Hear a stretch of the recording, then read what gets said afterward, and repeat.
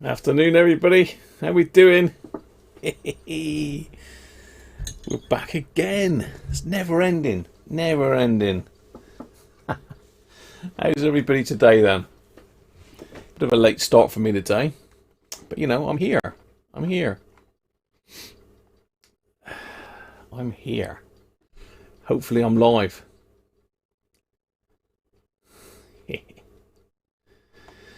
Well, we've got a few bits to have a look at today. So, obviously we've got the Bush radio. We know that that doesn't work on long wave currently. So I've got the SIGGEN dug out. So we'll hook that up in a bit and see if we can ram a signal through it. And hopefully we can fix it. If not, then somebody's going to get a radio without long wave. But nah, we'll get it done. I'm sure we will. I'm sure we will. Right. Better get Benji's banner in, I suppose. I'm assuming Benji will be here at some stage if he's not already. Afternoon, Gary. Mike Atlantis. Hi, Mike. Colin Parnell. Benji is there or will be there. Theo. Michael Hyde. Northern Rambler. Victor. Hi, Victor. Not heard from you for a while. Dom. Driver Films Shortwave. Rob Bond. Sunny. It's sort of patchy today, bit sunny, bit cloudy, but yeah, it's not looking too bad today. It's quite a nice day. David Roberts, Barry Charnley, Andrew Elsfer, Aston, Nick Petronics, Cody's Paul. Afternoon, Paul. Derek's going to be around for a little while, but got to take the hound out. All right, Derek. Luckily, Mrs. Cruncher's doing that for me.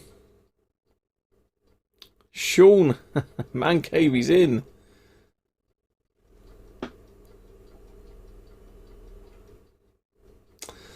Theo said X-Ray Tony B has put up a great video. You must watch it. All about the foil marking goings on regarding capacitors. Right on. We'll have to watch that one then, Theo, later. Pat Jones, hi Pat. Rob Cross, hi Rob.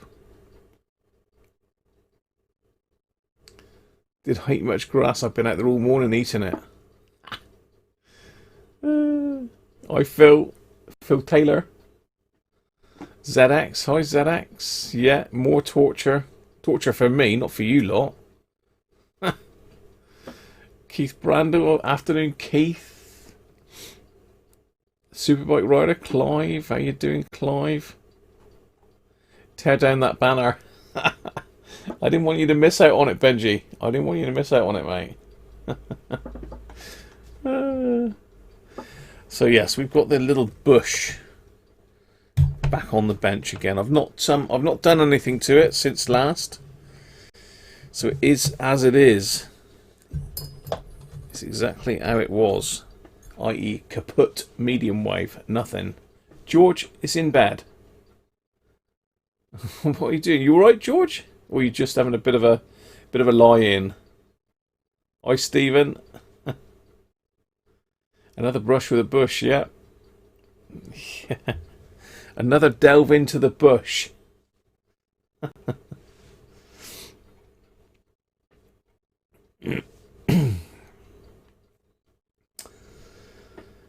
Yes. So let's have a look. Let me get my camera sorted out. Let's get that one up a little bit. So don't forget, this is the giveaway radio as well for those that have just joined us that didn't watch Thursday's live stream. We're hopefully going to give, well, we are going to give this away next Thursday, working or not. Just having a lie-in, George. I could have done with that, but for some reason my dad decided this morning that he would ring our phone at 7:10. I didn't get to bed till 1:30, so he woke me up at 7:10, leaving a message saying sorry he'd rung the wrong number. So, oh dear. Yeah, broken radio giveaway, Sean. It's a new idea that I've got. Give it away broken, and the lucky winner will get to fix it themselves. I think that's only fair, isn't it, really? Can't do it all for them, can we? No, hopefully we'll get it done. We'll get it done. Yes, 6 hours and 19. Less than that, Paul. Less than that. 1:30 to 7:10. You'll have to do the maths on that. I can't work it out. It's not enough. That's all I know. So if I'm grumpy this afternoon, you know why. I have to get a lot more beer down my neck, and that'll sort me out then, won't it? That'll cheer me up a bit. Harvey, just eating brekkie. You just got up as well. Yeah. 6 hours 19. Classic. That's legendary, isn't it, Paul?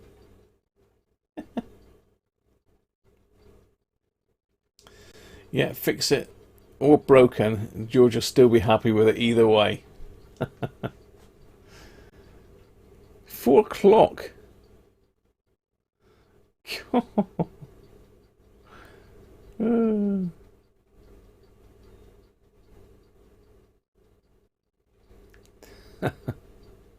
Elvis has entered the building, Theo.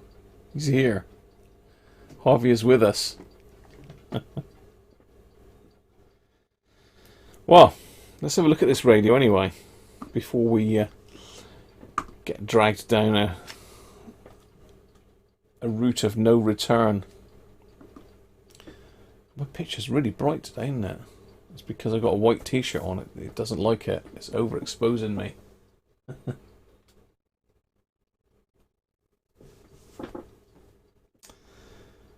Buy working radios, then put Duff capacitors in, then sell them to repairers. Is that what you did, ZX? Was it? Was this your radio originally?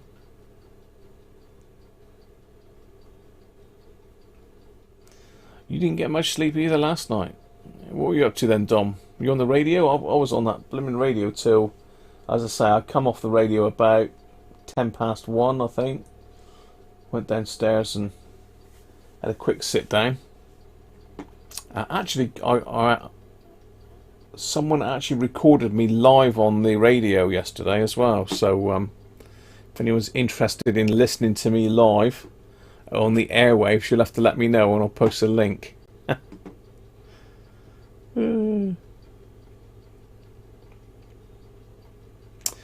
Yeah, that was on 80 meters last night about 1 o'clock in the morning, I think. For a super chat. Hey, Sean. That's motivation to get my finger out and get into the bush, isn't it? Your 70 SEMSnet went on till 2:15 in the morning.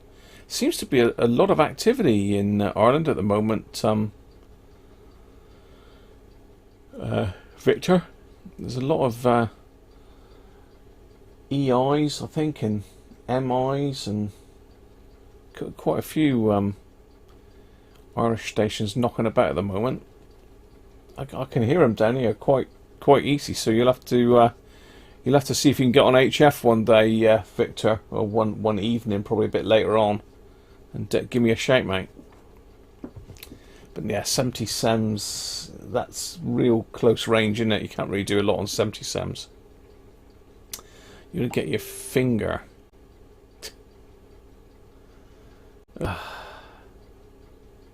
You're buying a desktop scanner. Nice, Rob. Well, I suppose without further ado, let me just get my iPad on and I can get the chat up on that. And I've got to pour a beer then. See my Facebook.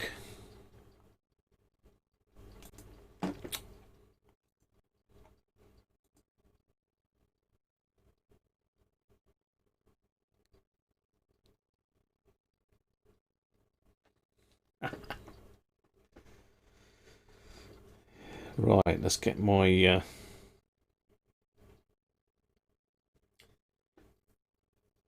thing out. Keith sent me a message as well.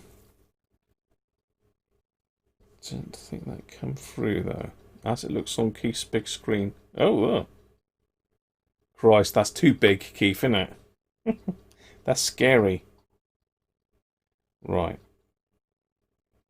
there we go.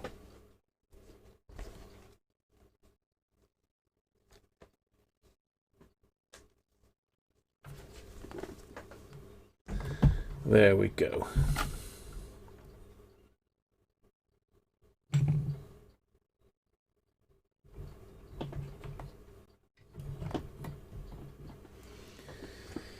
It does look nice, Sean. It does look nice, mate. It does look very nice. So let me get my webcam on. Let's go picture in picture. Let me go a bit smaller.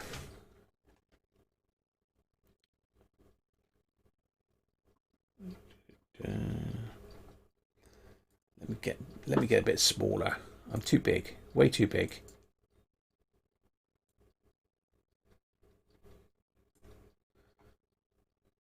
Trouble is, I'm always in the way, aren't I?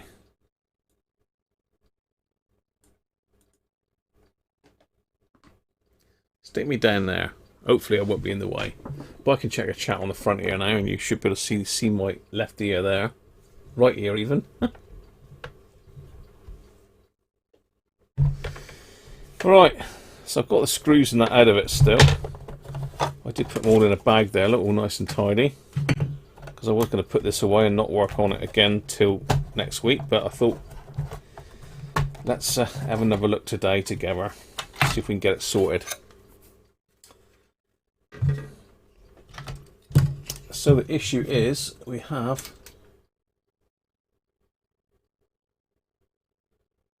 no long wave, and we'll just double check it again, because very often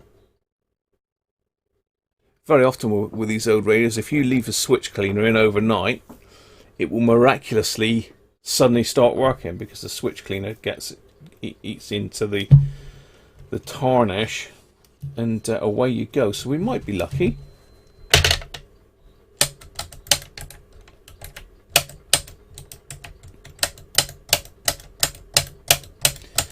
Give it another bit of a poke around.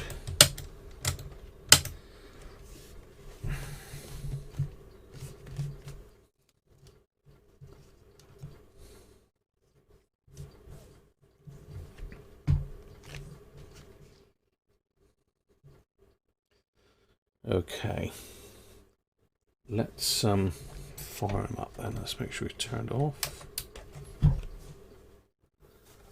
Let's hook up my wires. I've got the SIGGEN warming up. They do recommend you keep it on for a good half an hour first before you use it to make sure it's accurate. Although accuracy isn't the key here.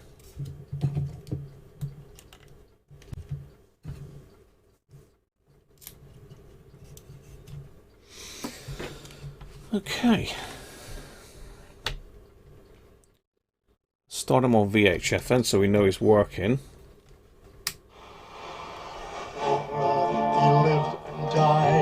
Alone in the chapel, she can hear him. Dropping down on granite steps brings me to the middle terrace, the most highly populated area in the garden, with plants from every... So we know it's working on... And in full flower at the long moment wave. with the...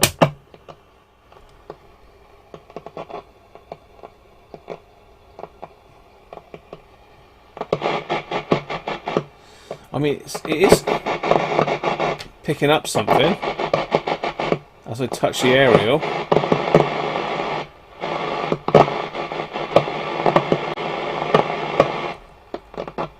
So it's a bit of a mystery still.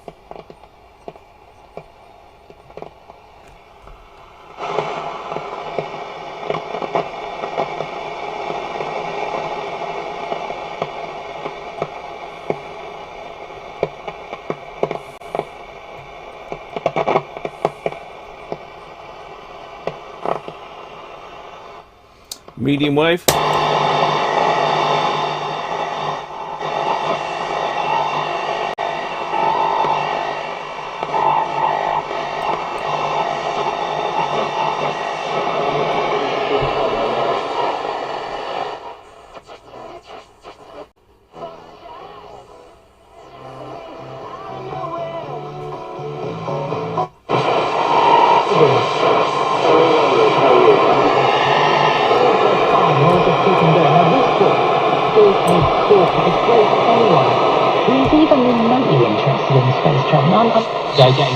Given how much time footballers talk about playing on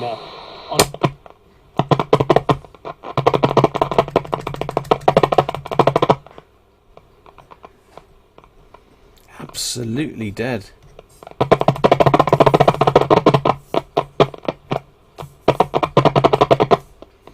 Now I'm sure Sean sent me a message saying that it did actually work on the on Radio 4 when he had it. Can you confirm that, Sean?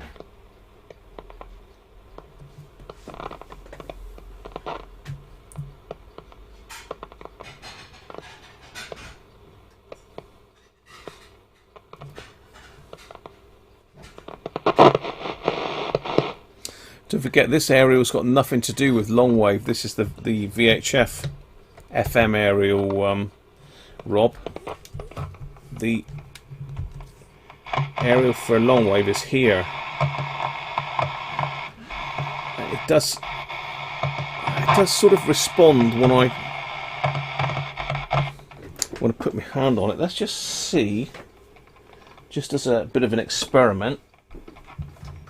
Let's connect my long wire up to it. It's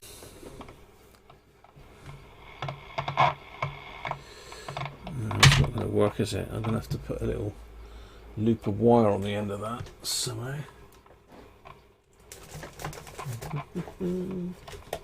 Just trying to see if I can induce a signal into that from another aerial. Because it could be a problem. We could have a break in this.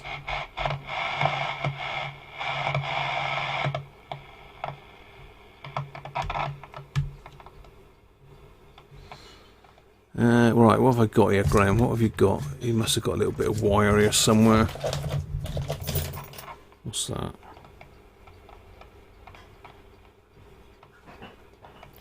That'll do.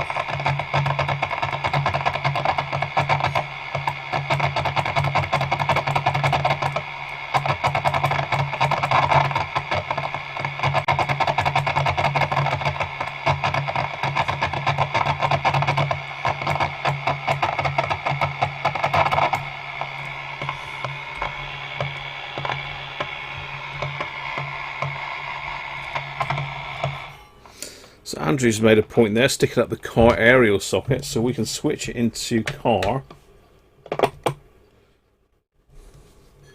and stick it up the car aerial socket. Well, touch the car aerial socket, which is... I can't see the wire coming off of that, so let's see if we can shove it in there.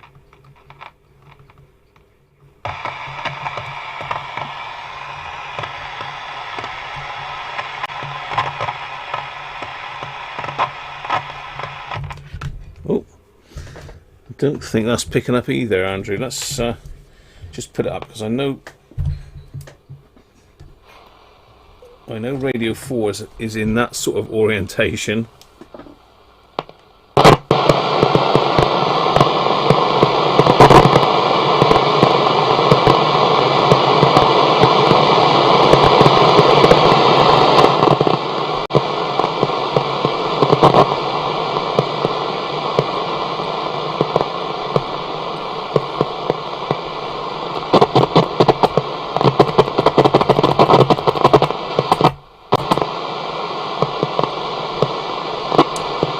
Good try. That's a good thought though, Andrew. Thanks for that. I didn't think of that.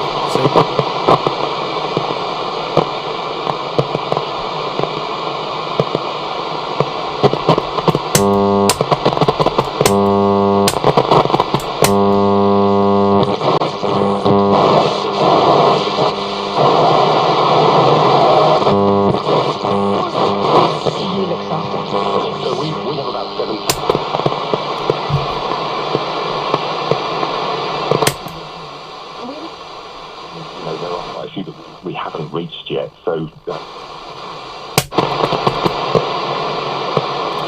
No, nothing we can do is going to bring back long wave. So let's have a look at the schematic and just see. I think it could well be. I need to take the board back out, Paul, but I wanted to try and sort of get a plan of attack. Really, Racing Demon, how you doing, Mike? Welcome in, Mike. Just fixed a large pedestal fan and one of your Bush TR82C's C10 open circuit. Sounds like you've been busy, Mike. Catch you in a minute, Derek. We just catch up.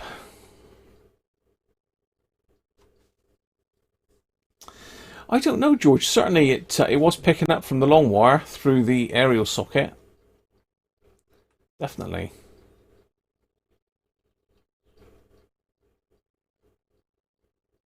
You haven't watched your video yet, George, on that soldering on. I'm glad it's there at last. I know it took a hell of a while to get there, didn't it?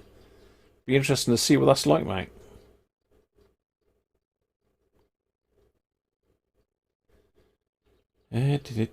Just catch up with the rest of the chat.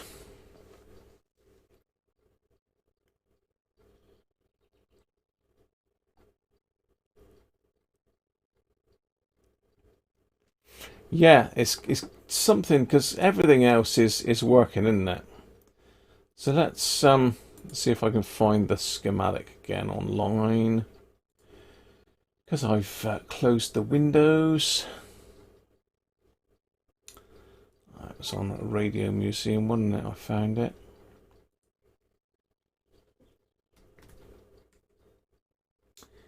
Radio Museum. And it was a Bush. Try to think of the model number again.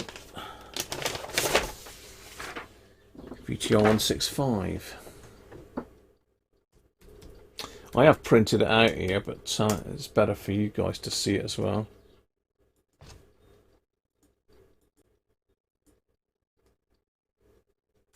Done like that, probably because I put a gap beside it. No, so it's probably just listed as an Automaster.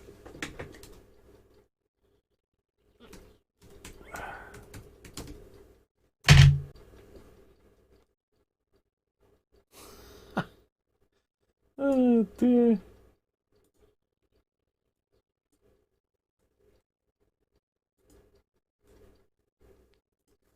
Come on, there we are, VTR 165.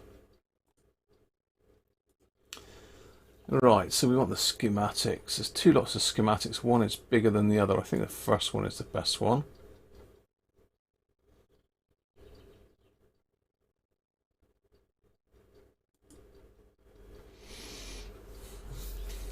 Is this the one we want? Yes, it is. Okay.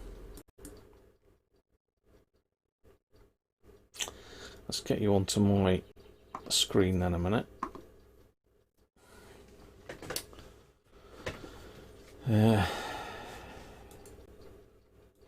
Wants to let me zoom.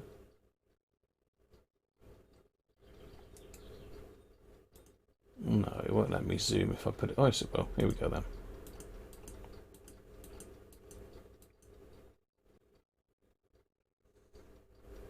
Okay, so this is FM at the top. This is our front end here for AM. So we know that we know the oscillator's working because medium wave is working.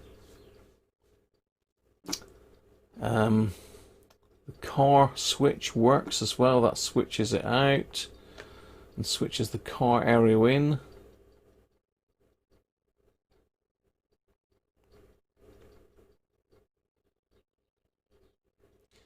So car aerial does seem to be linked to the FM via a capacitor. It is also linked back to medium wave.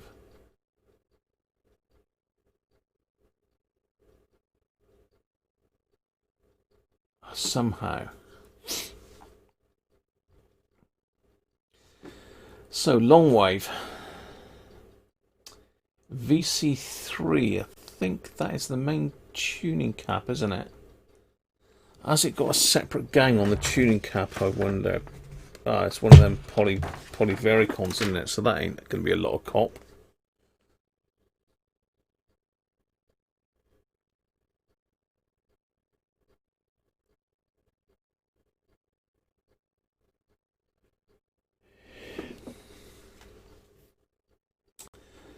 So TC7 is on the polyvericon.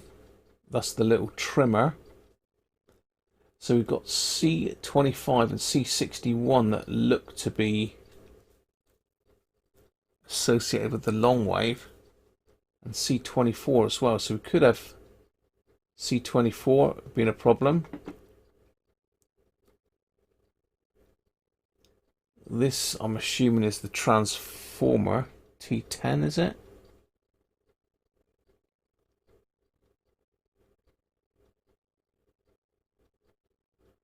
T11 is, yeah, okay, so this side is medium wave and this side is long wave.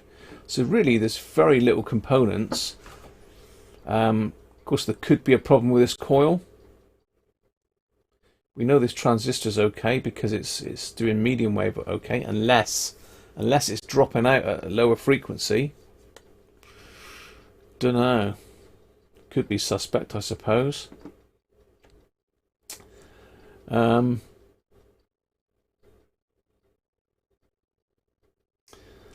So there's not really a lot to check apart from the switch contacts, which we've already lubricated that, and these caps. So let me just write those down a minute. Just grab a pen.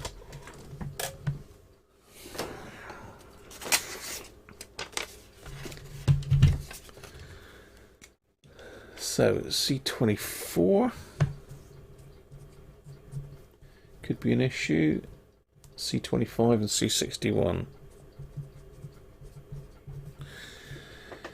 So we could also have an issue with T10. I don't think there's anything else in the can on T10. Just looks like a straightforward transformer. See, one side is feeding long wave and the other side is going across and feeding medium wave.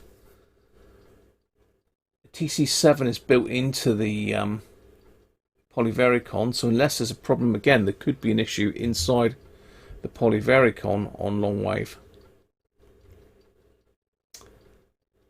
So yes, I think that's the only three things that I can look at.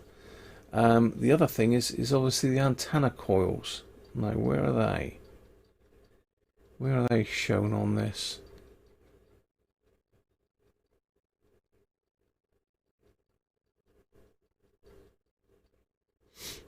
TC 3, 4 and 5, so that's 3. No, that's 5, 6, 7 and 8 transformers.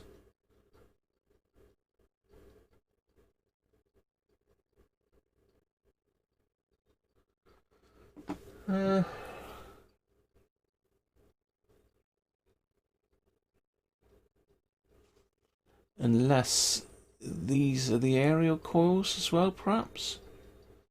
These could be the aerial coils? I'm not sure. Normally they're listed, aren't they? They normally show them. What does it give us here? So according to this, L8 is the long wave coil.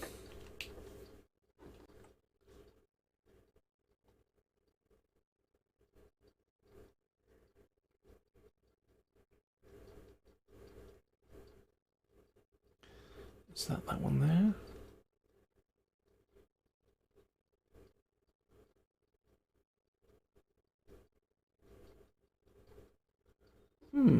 Let me get a chat up, see what you lot think. F11.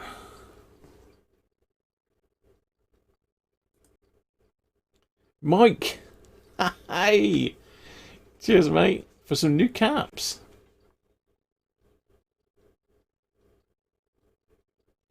Do a continuity check on the long wave coil. Hi, Luigi. How you doing? Yeah, good call. Just trying to find the long wave coil ZX on the schematic. Only just started looking, Luigi.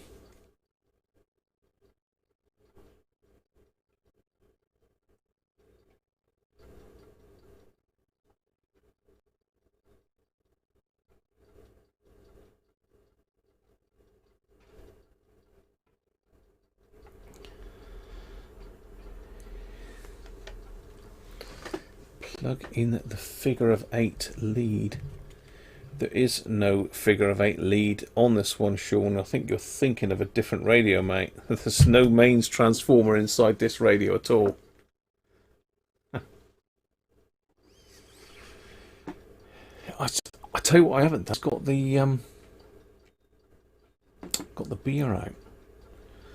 So let's just go back to this. I need to find this L8. Is this L8 here? Or is that T8? I would say that's T8, really.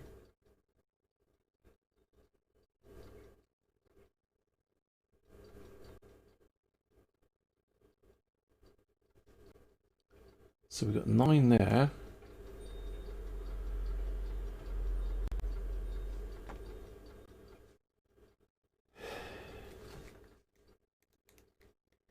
Where is L8? Is it this one? But that's a transformer.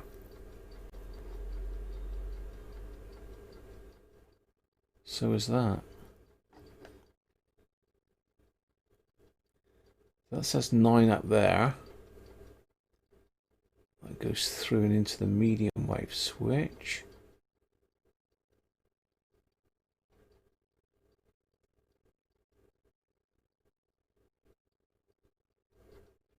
These are all linked, aren't they? Everything off these switches is all linked together, and they don't show the actual switching on this schematic.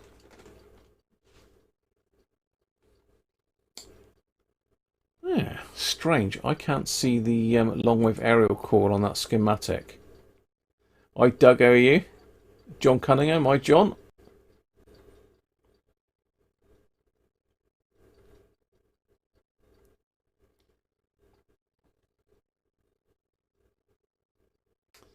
Broken radio. Well, it's not really broken. It's just not working on long wave. I'm just trying to work out. Normally the aerials, the coils are switched in by the switches, and they're wired directly into them normally.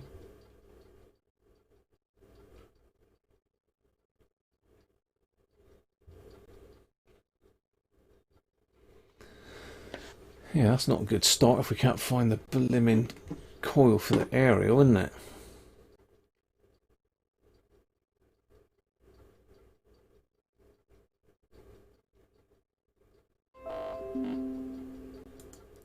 Shango's just got a new video out.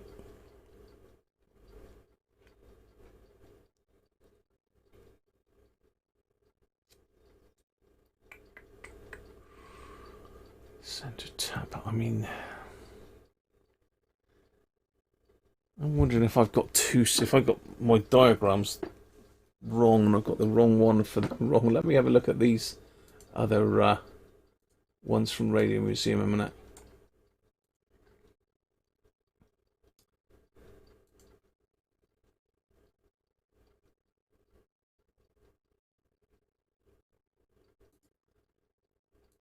Layout. Is that the same one? Yeah, see that's definitely L8 is the long wave coil. It's a mystery.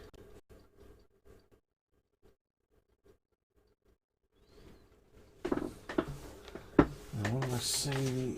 L6 is the medium wave. So L8 is long wave and L6 is the medium wave. Let's go back to that schematic again then.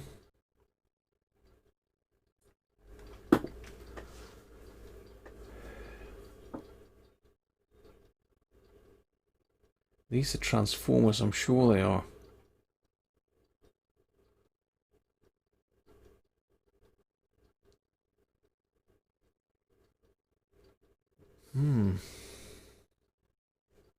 Pass. Oh dear.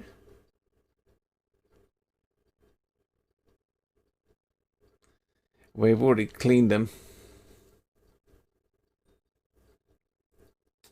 Yeah, I know what you're saying, George. I mean, I was assuming that these were the coils. Maybe here and here. And this is the link across them.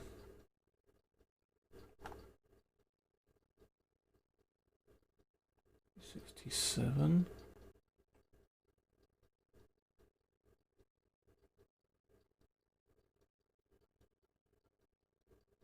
Hi, Richard, how are you?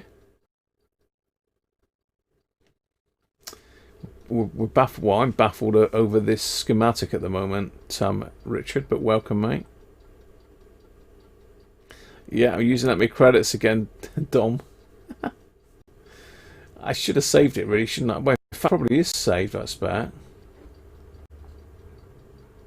Yeah, it probably is already saved. I will save these, though. Okay, what do we want? We want L8.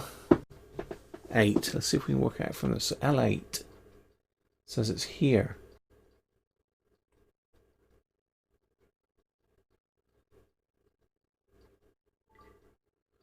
It's got to be that then. But that looks like a transformer to me. Maybe there's a trimmer linked to it. TC6 is. So if that's that one, let's see where that goes. Goes into the car aerial. Probably switch back out here and in through there. Possibly.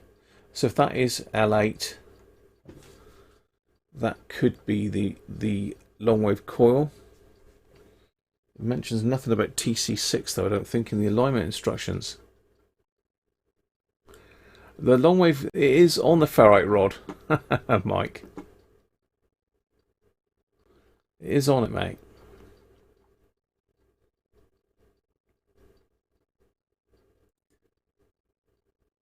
I did see your videos pop out, Harvey, but I haven't actually looked at those yet, mate. I'm way behind on everyone's videos, so apologies for that.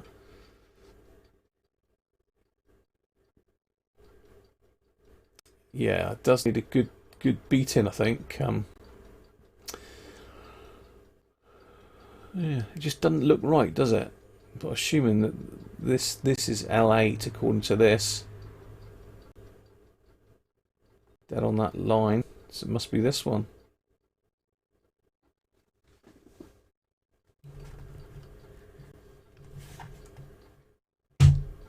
Anyway, let's whip it out the case, I think, next, and see where we go from there.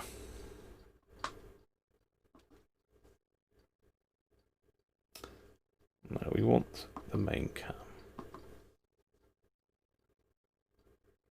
There we go. That's obviously after I've had a beer. Now let's get that down a bit closer so it's a bit brighter.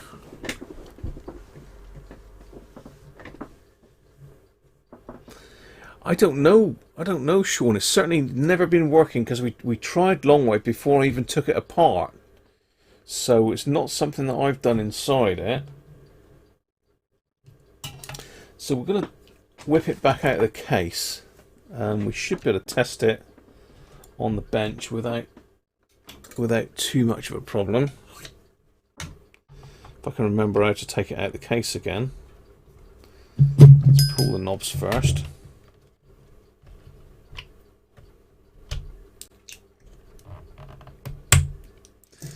Got a bit easier that time.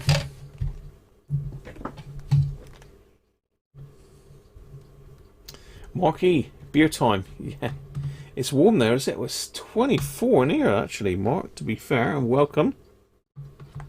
Just 24 in here.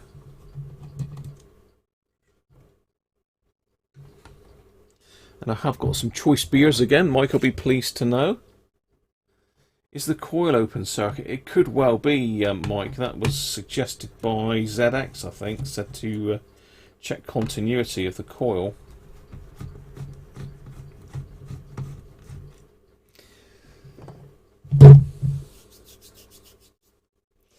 It could be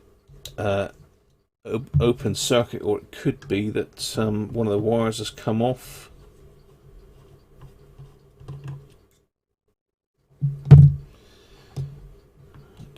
We need to undo that one.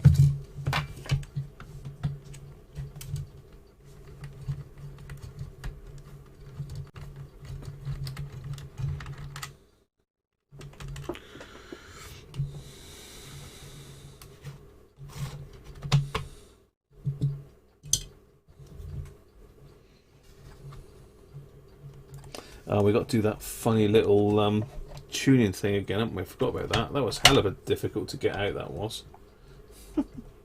I've got to do it again now.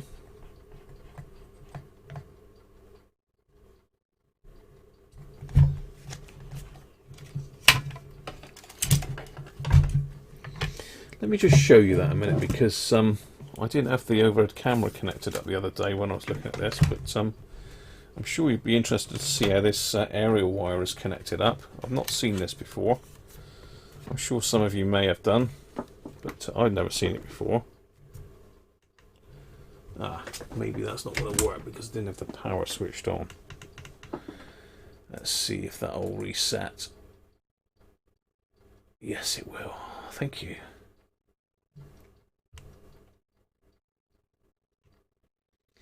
It is nice to get in there with this camera, to be honest. It's a lovely picture.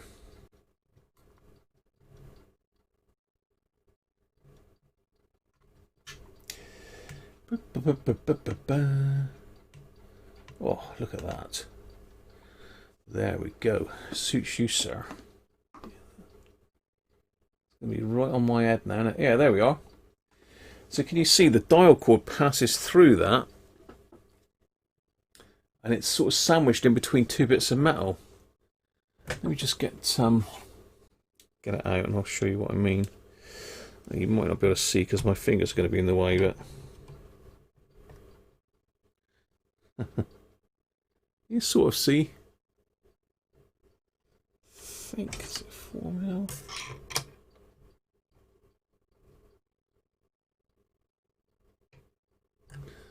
No. 3mm.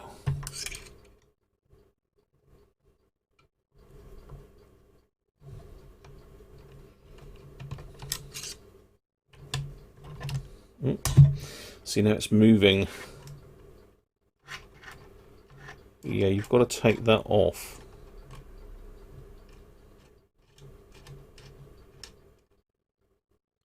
Now you can see the dial cord's just sandwiched between that bit of metal. So if you yank that too hard, it's bye dial cord. So there we are. That's what I was trying to explain the other day, but didn't. Right, let's get some of these tools on. I've got limited space on the bench here today because I've got the signal generator out.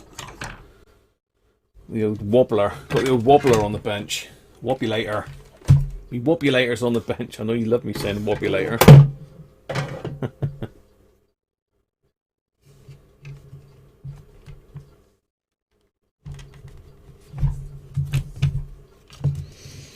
Okay, let's sort this out first. This is important. Got to sort the beer because there is none. So I picked up one of the ones that I really liked from a while back, and not overly strong, or 5.7%, but some Cranbourne Poacher, rich and fruity ruby ale. Now it was a good find, this, because I'd never tried it before, but if I see it, I pick it up, and I think this was from Morrison's.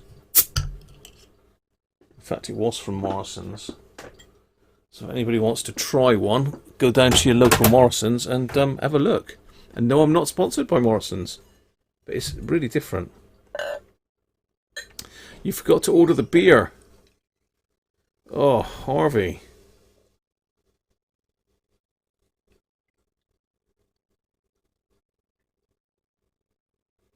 Brothers cider, Mark. What we? Rhubarb and custard cider. Yeah, see, I'm not a great fan of the fruity ones. I don't mind a bit of pear cider, to be fair. I mean, the Kopparberg stuff tastes nice as well. But I'm more of a sort of traditional, either a vintage or a scrumpy cider. Cheers, everybody.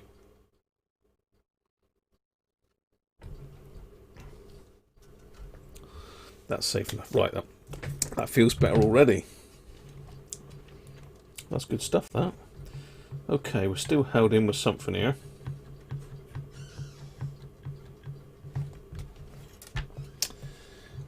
We're still held in with something here, Graham. Ah, yeah, I remember. This pillar screw here.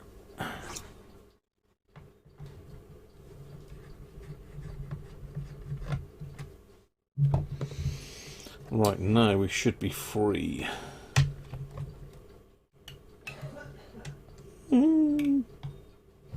I can hear dial cord twanging. It's never a nice sound. Oh, hang on, I've got to take that knob back off again, haven't I? Your dial cord twanging.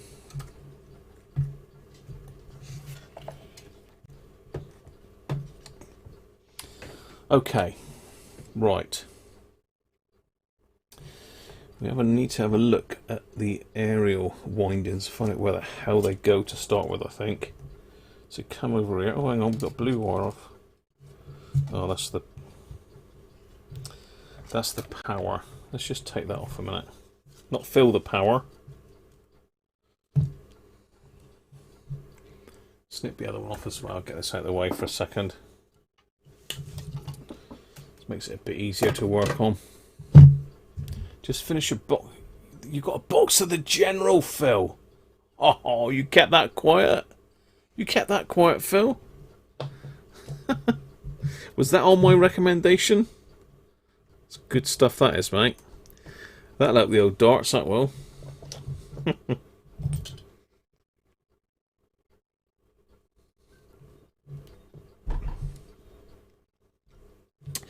Yeah, I thought possibly that, Dom, but then when you look at it, those capacitors are nowhere near this part of the circuit, so I don't think it was. I'm just trying to think how it's best to go about this. I can't, it's very difficult with all this stuff hanging off here. Okay, so I'm just having a look, see if it's possible to strip it completely out of the case. A screw there. And a tab there. Yeah, could take it completely out of the case. That might be a bridge too far. It would probably make it easier, but it would take a lot longer. You're way off time against effort, really. Time versus effort. Right. So I think the first thing to check is that we've got no wires off anywhere. So let me get the old magnifying eyes down.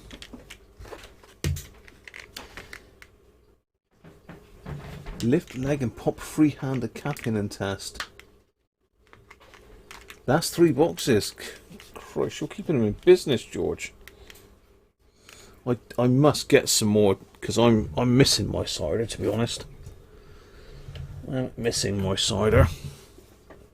Just the price went back up to normal expensive money. So I can see the wires coming through here.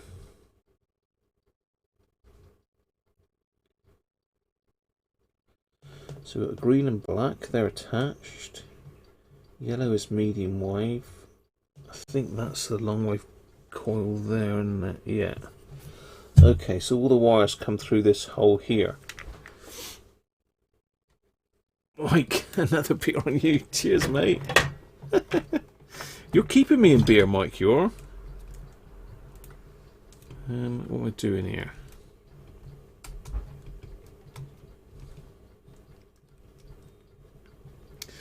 Just trying to see if I can get you in on these wires.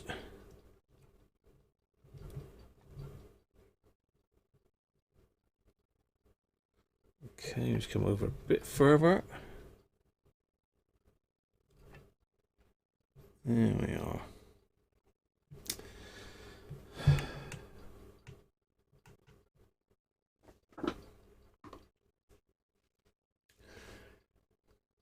Okay, so there's our wires.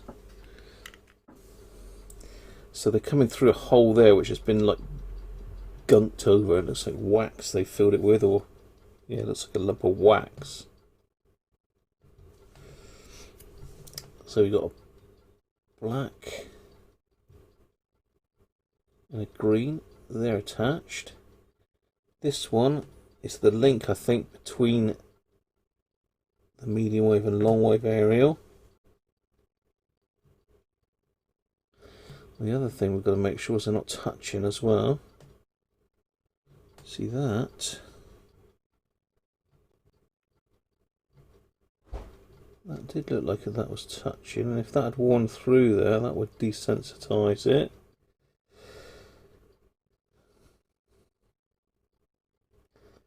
And this one again is wrapped right tight around here. I don't know if you can see, you can't quite see that far, can you? Let me just see if I can get you a bit closer.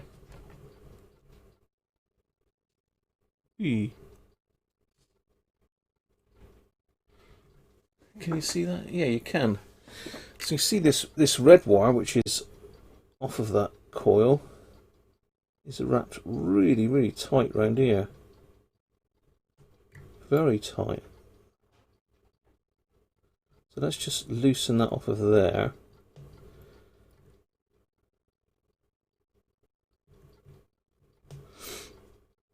So I wonder, I mean, we should be able to test continuity here.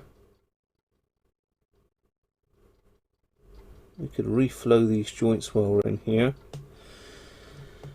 The long wave switch, which one is that? That is this second one here. So this is the long wave switch soldered in here. A bit close in now, just go out a little bit. Stick some light on the situation. Not a lot of light.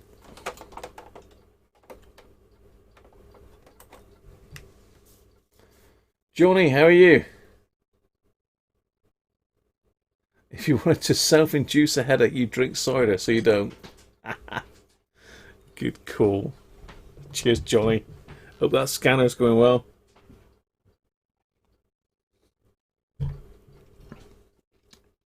Okay.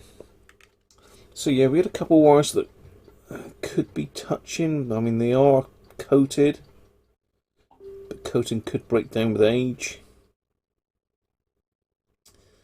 So I'm trying to think where the... So basically you've got two wires that are joined together there.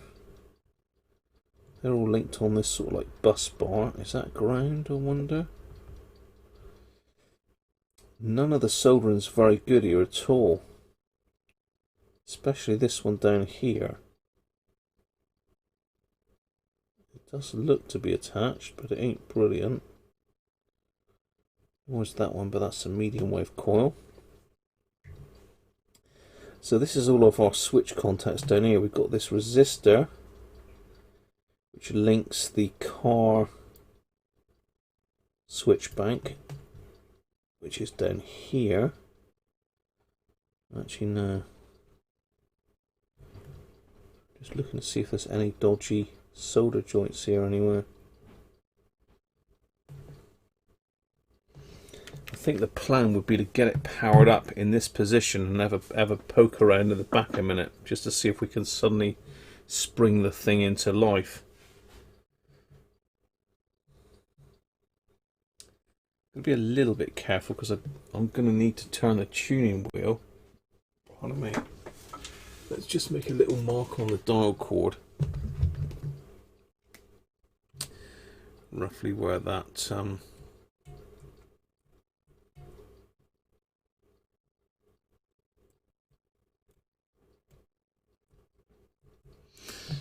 little tab went. So now we can probably turn the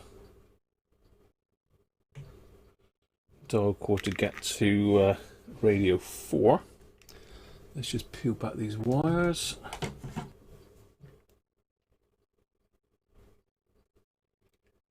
That's brilliant. Excellent, Johnny. Should be a bit better audio than it was before because some of those caps were knackered. It's obviously a technical term.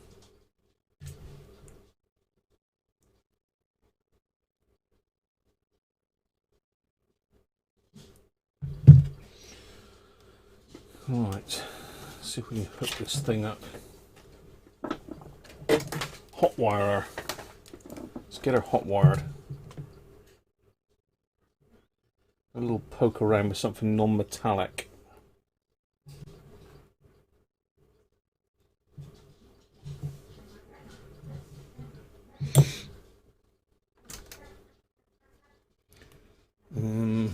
On off. I don't know why I bothered taking those off because we don't need to take those off.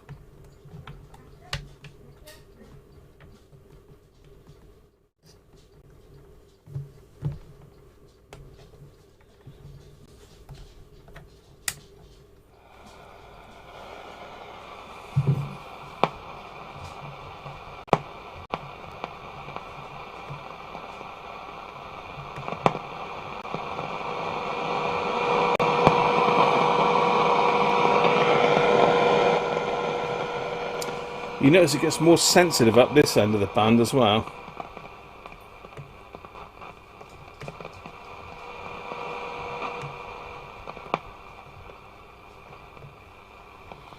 Right, let's find something to have a poke with.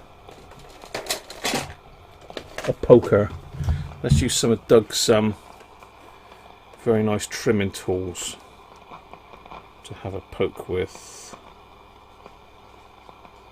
I've used these a lot, Doug, actually. They're really useful. Let's use that one. I've got a smaller one there somewhere, but I've taken it out and I've been untidy and not put it back where it was supposed to go. Right.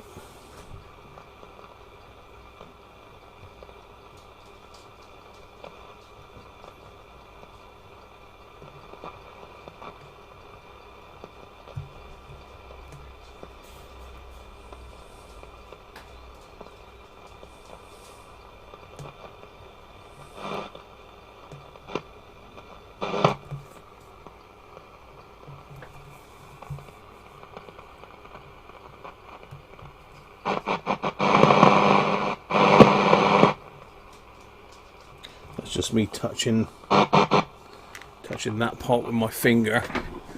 Let's get you on the main cam. That one was a bit too close, really.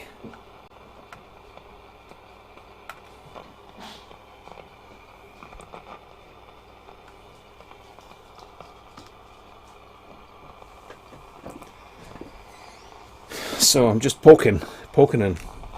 So just touch this down here. But that's just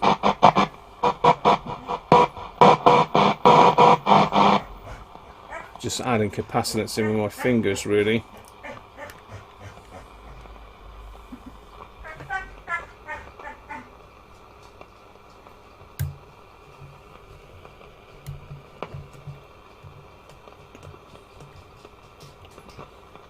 Just looking for dry joints or some sort of break in the board.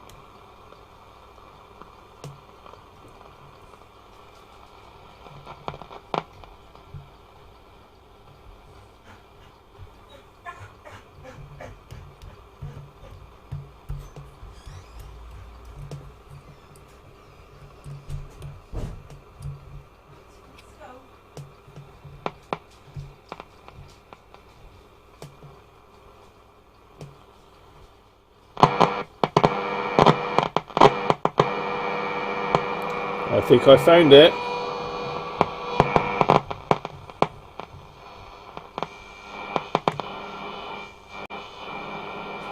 I think I found it. I think I have found it. It's right underneath this tuning wheel as well.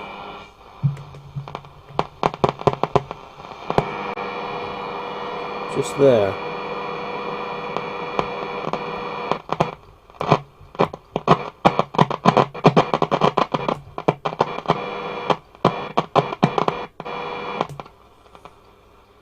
It's on that tuning wheel.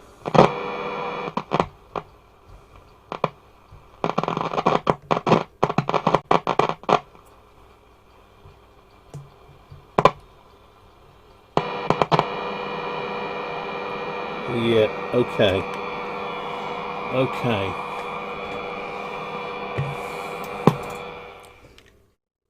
I think I have found it. It's a broken trace going from. I wonder if you can see it on that camera. You might be able to see. Let's go back to the overhead camera again.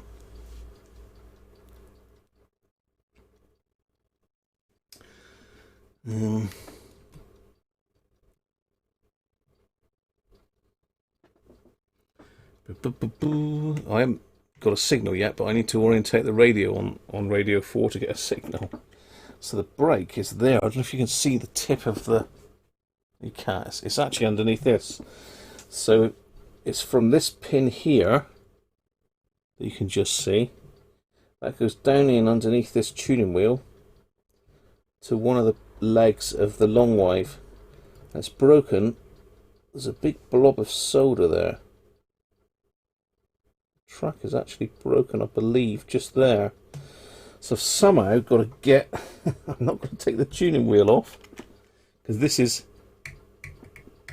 pretty tight, and I don't want to be restringing this. I do not want to restring this.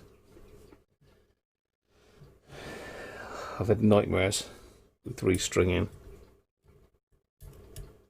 It's all glued in as well, so it's not an easy restring.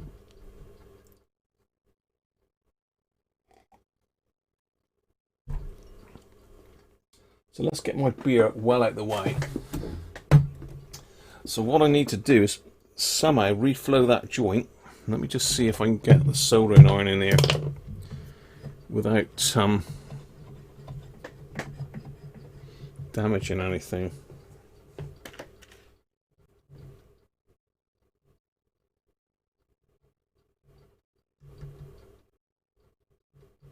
Touch and go, to be fair. Touch and go.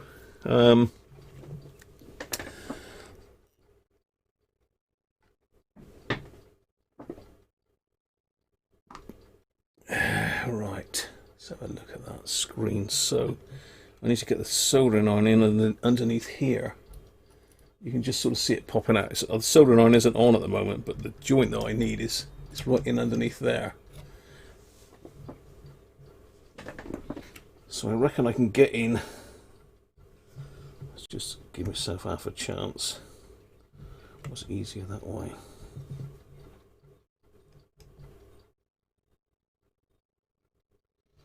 Okay. So I probably need to run a jumper from there to there. Right. Let's get a bit of copper, I think, for that, shall we?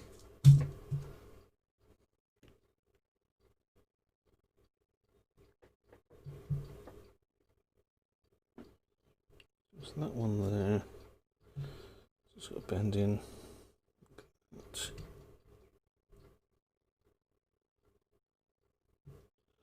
A bit more.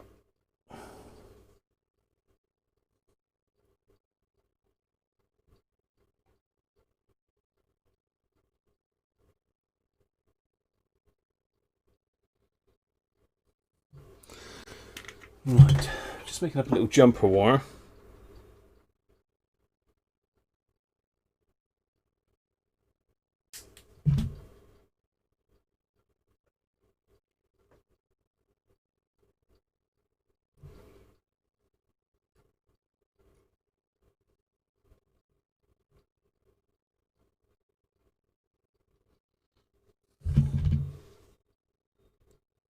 Still got the old Nipex, Andrew. I haven't broken these yet.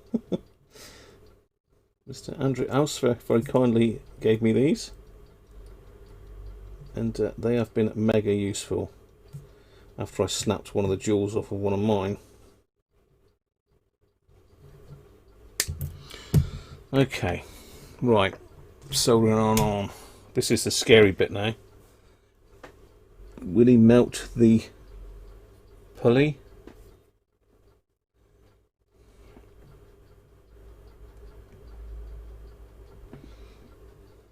Who knows?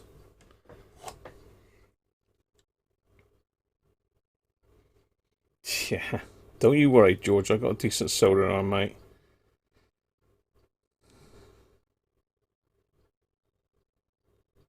It doesn't need a fine tip because it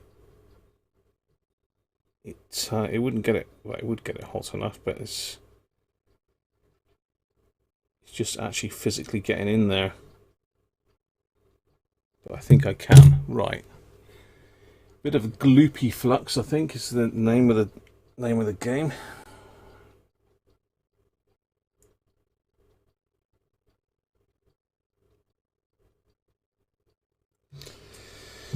So let's re-tin both of those to start with.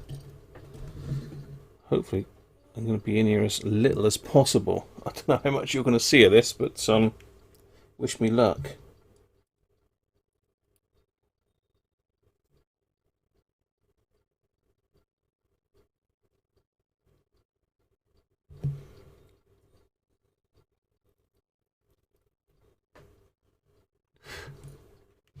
Right, let's re-tinned it.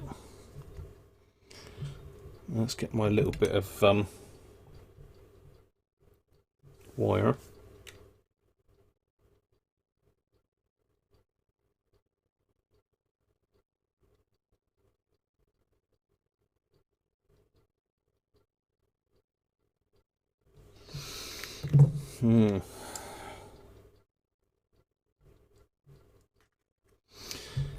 This is tricky. This is tricky. Well, I like fiddly stuff, though, to be fair.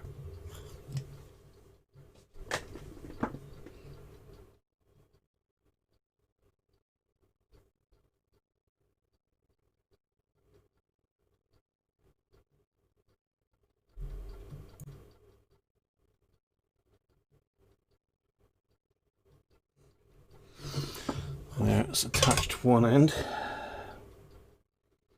Let's give it a bit of a bend around.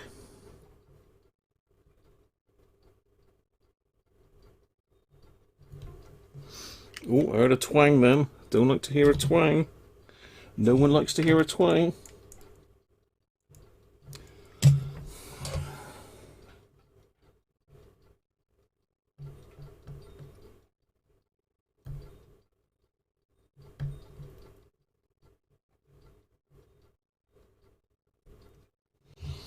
Done. There we go.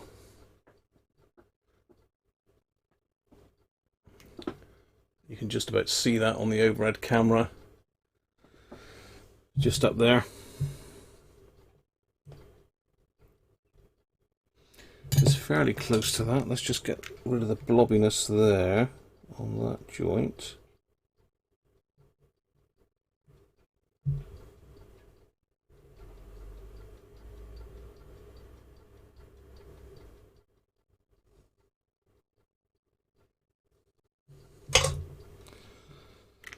Let's try it.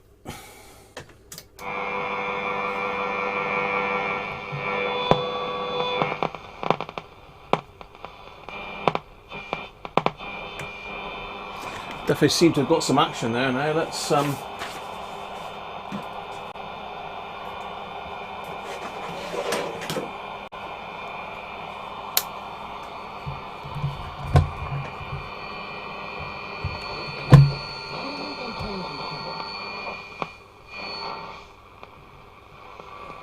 Assure our customers fiscal safe. Get Phonewatch installed for just €199. Monitoring fees apply. Sunday Sport on RTE Radio.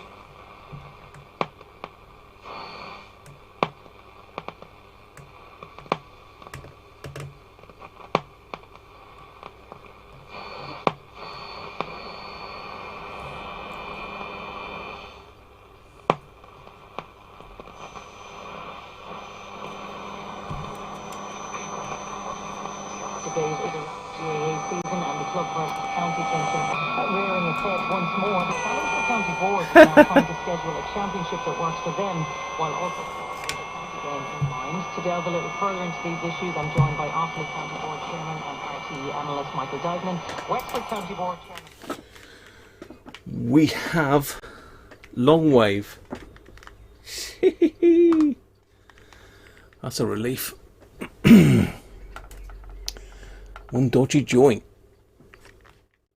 Oh, it's a bit warm now.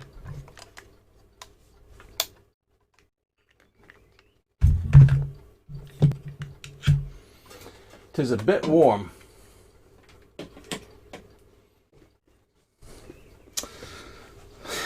Whew.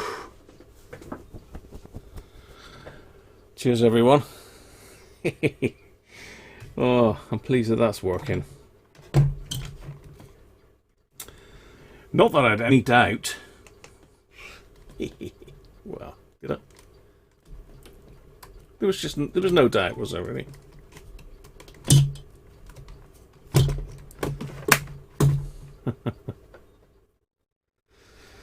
Cheers, everybody. Where's my beer? I need a drink after that. I fixed your radio, George.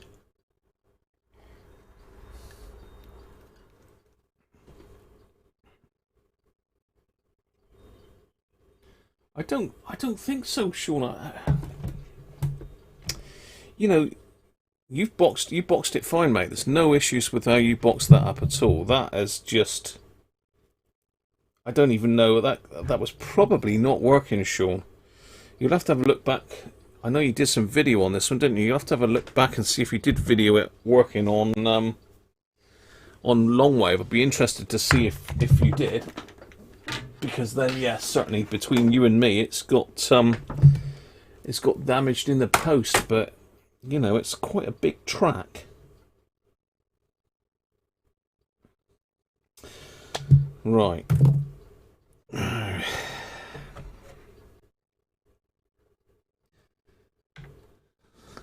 Just wondering if it's worth messing with these caps while I'm in here. One in there, one underneath there, so that one ain't gonna get done. One up here underneath the dial cord. I don't think it's worth doing those, to be fair, because it does sound really good. There's no issues with the sound of it. I've done all the important ones, so I'm going to leave it like that. Let's wind this dial cord back to where it goes.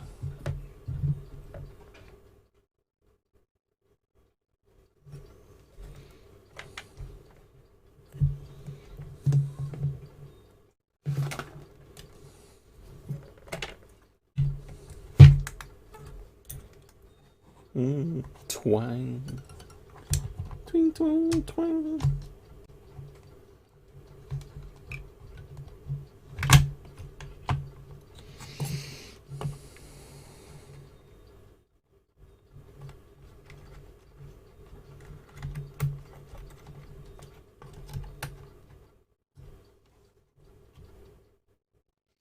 Right, let's get it back together again quick. So hopefully it'll still work.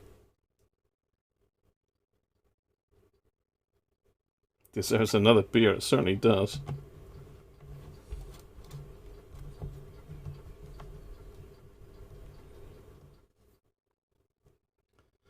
Could have been an age. Yeah, it didn't look particularly good in that area, George, to be fair. It did look really,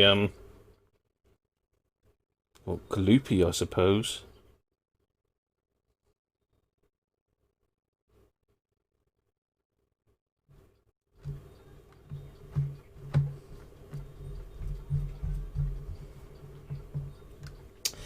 So being I've twiddled the what's his names? Transformer and the trimmer on the Polyvericon, I'm probably gonna have to sort that now and align it again up here.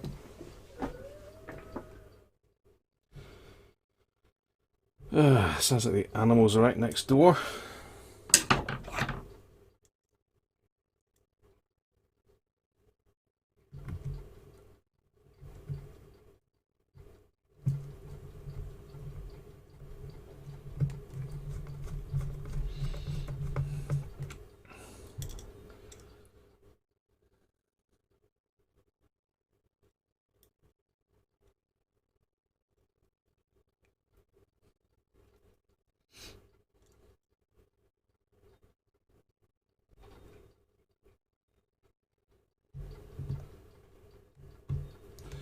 The thing is though, Sean, end of the day there's very little stations on longwave, so it's very easy to just turn a radio on and hear it hissing and then think, oh, that's alright then, and turn it back off again, because it's certainly had RF noise there, but just no signal.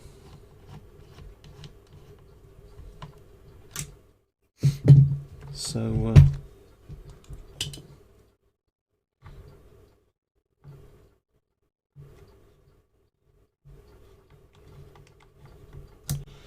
think you're in the clear, mate.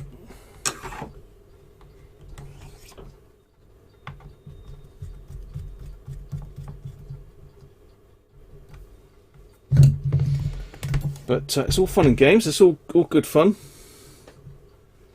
At least whoever gets it will know how it comes apart now. It's the aerial screw. Not that they should ever need to take it apart. Now, is this going to be kind to me today, or is it going to be a pain in the neck again?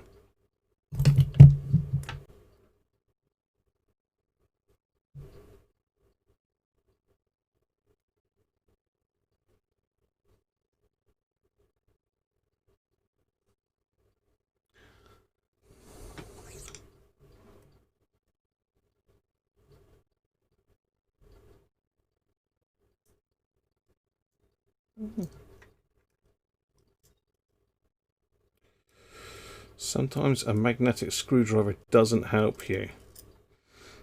I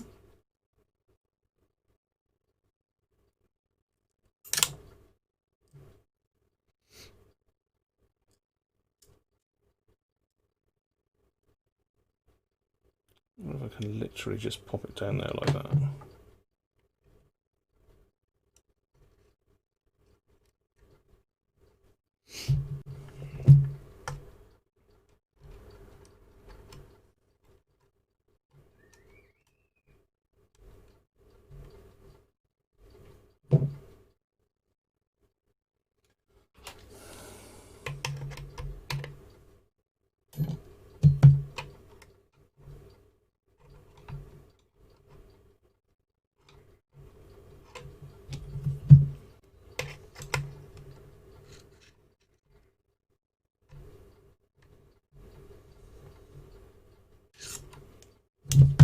There she is.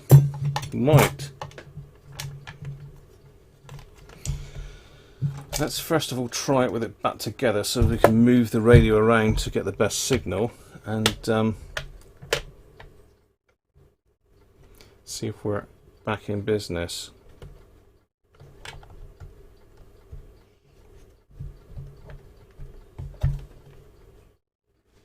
Pardon me.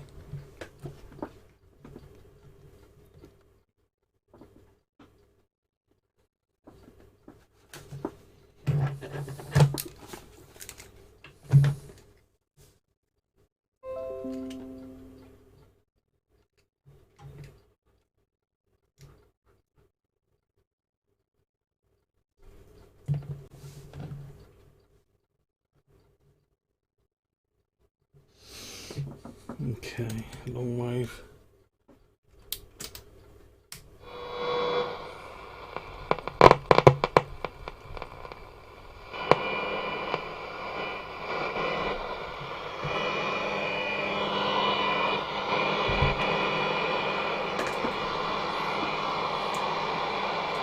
It ain't great, to be fair.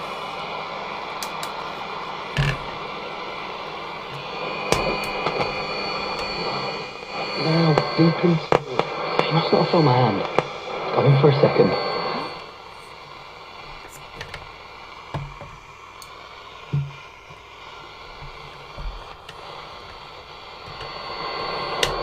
Should I show him? How's school? Yeah. So the alignment is off a little bit now.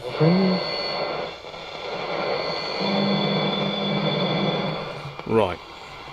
But it is working. It is working. Which it wasn't before.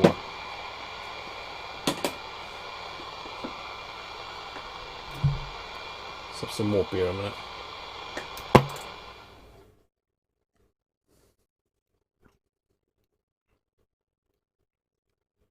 Didn't you get that Phillips screw tool? They are so useful on non-magnetic screws.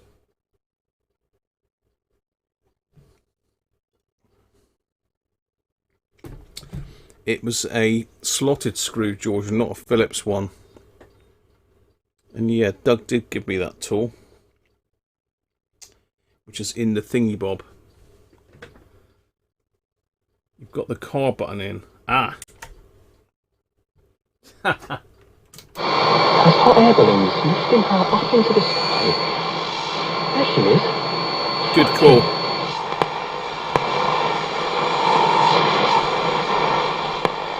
The balloon's pop. Plummets down to earth. Time on impact.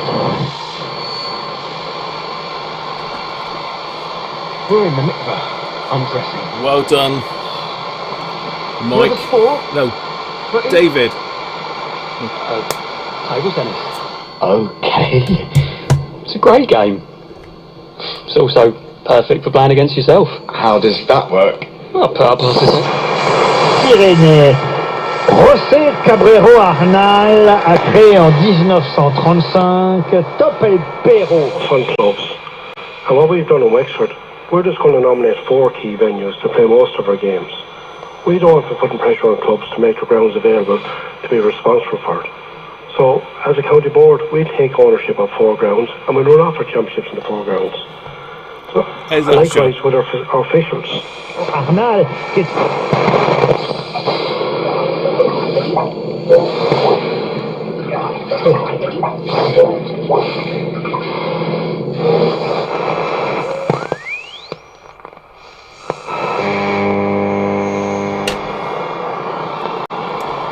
So well spotted there, David. Oh dear. I would have got there eventually, but you know. Glad you guys are paying attention. I'll tell you what, it's getting hotter in here. Whew. Right, so we are good. We just need to get the alignment done now. So I'm going to need that. I'm going to need a scope probe. Just have that one because it's closest.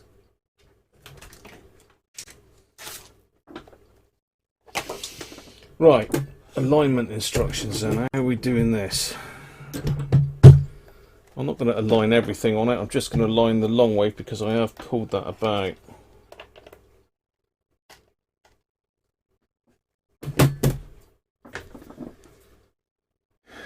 Right.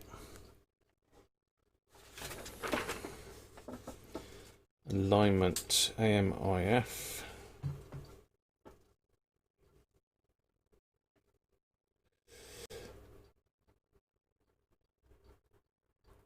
It's output meter sweep generator. See, no, we don't need any of that.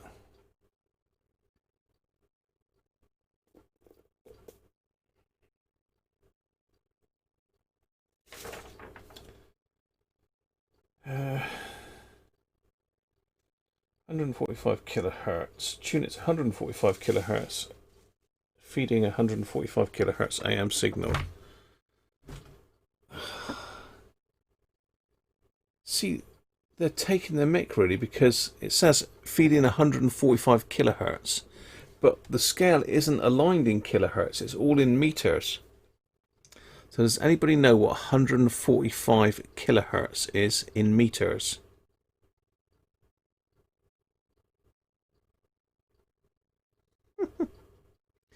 RF coupling coil we haven't got. So we're going to have to just use my bit of cardboard with some windings on it if I can find it. It was here just now. There it is.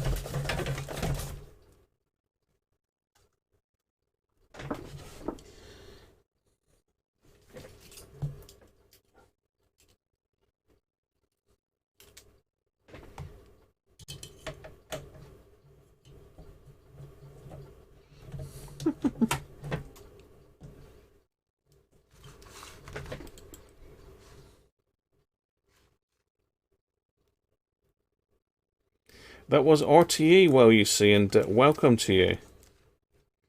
So this is going to be my coupling coil. Bit of a Heath Robinson jobby, but it does work.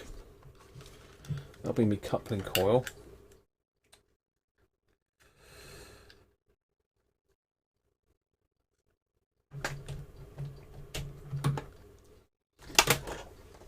So let's get 145. What's 100? Anyone worked out what 145 kilohertz is in meters yet? Then is it the high end or the low end? 145 kilohertz.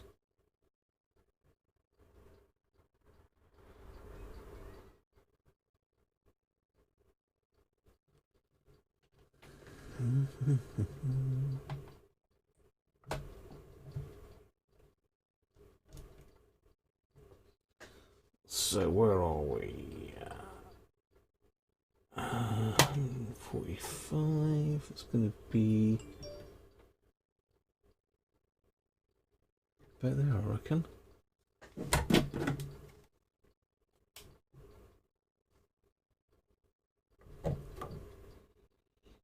Not far off.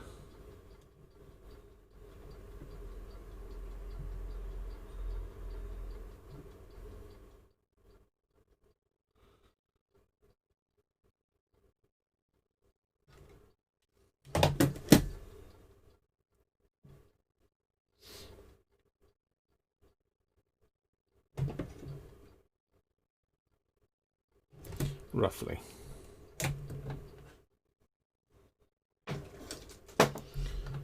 Let's get that out of the way.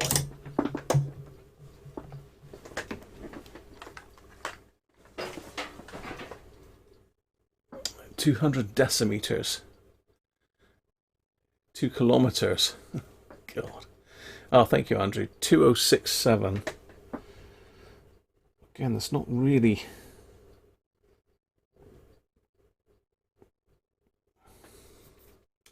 I would assume that's as far down as it could get.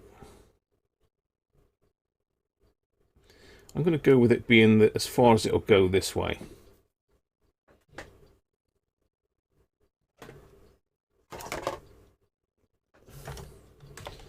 Hopefully, with this on full whack, it should hear it.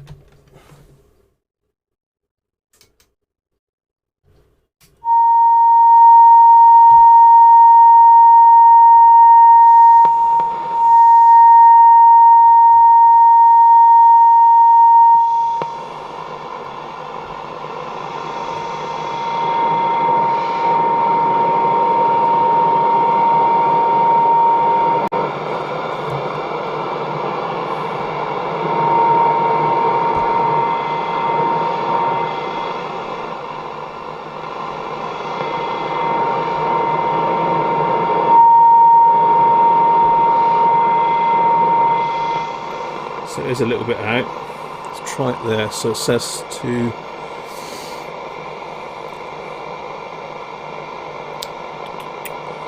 L10. L10 is that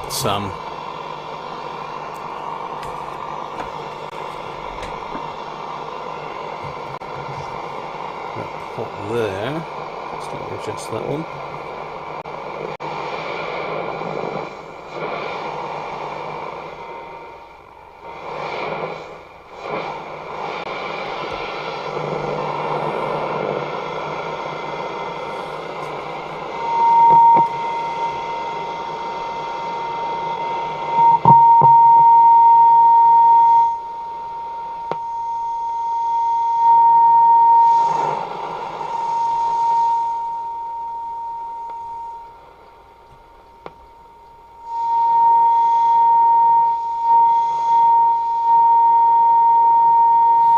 That's got it aligned on the far left. Oh, then it says 300 kilohertz. Tune it to 300 kilohertz. That's going to be at the other end, isn't it? I would have thought.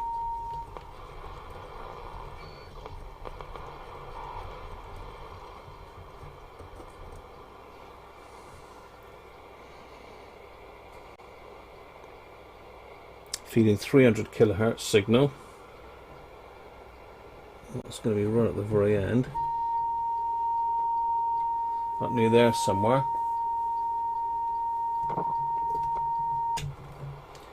Let me me just double check that. The frequency counter. I've got to sort the calibrator out on this.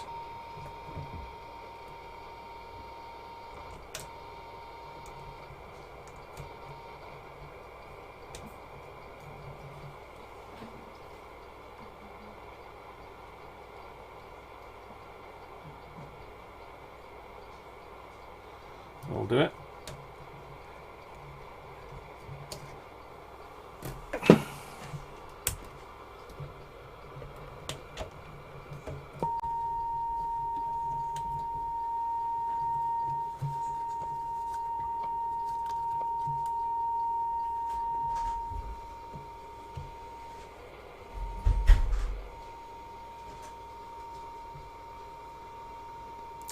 So just hear it. So you can't really see a lot of what I'm doing, really, can you? But that's a SIG gen behind there, look.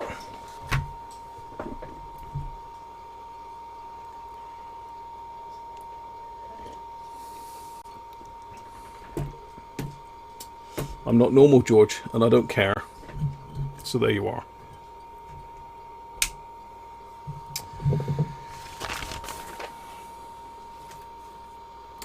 So it's definitely there.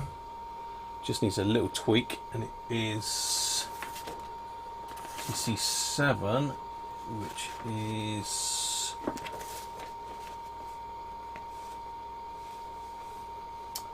TC7, which is the left-hand one.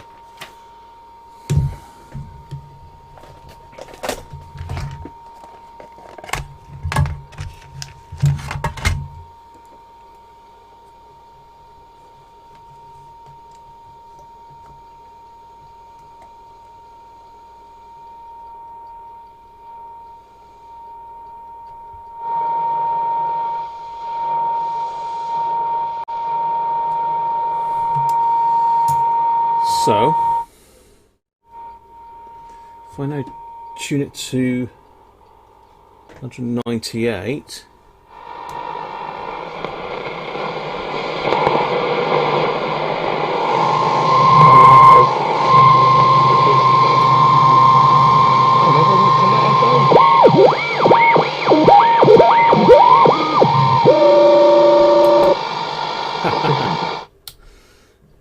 that's aligned.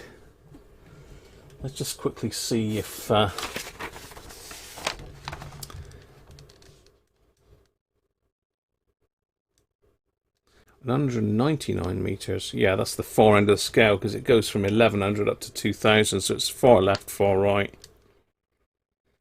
Repeat these to establish range limits. Tune it to 178. Feed in just L8 for maximum output. Well, I'm not going to move the ferrite, the core on the ferrite because it's all waxed in quite nicely.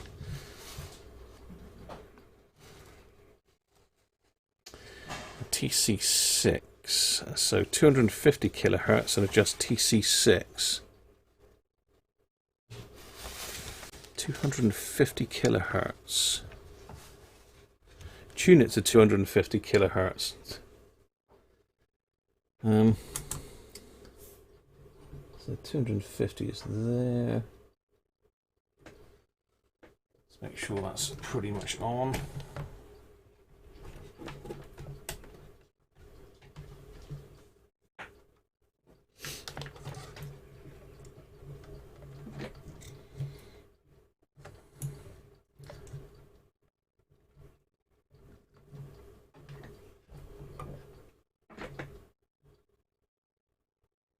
Far off 249. There we go, 250 kilohertz.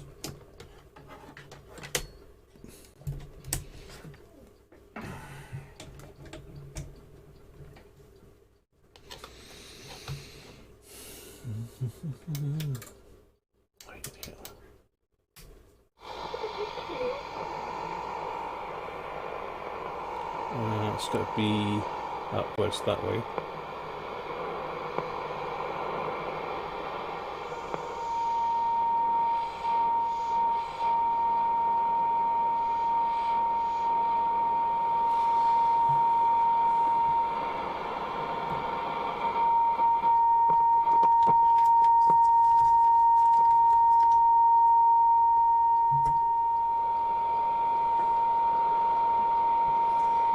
Where's TC6? Second one down from the top.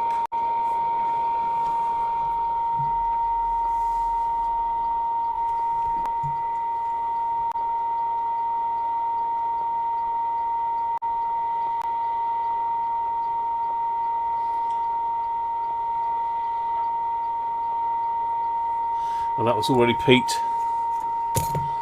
There we go. Job done. So let's get rid of that lot.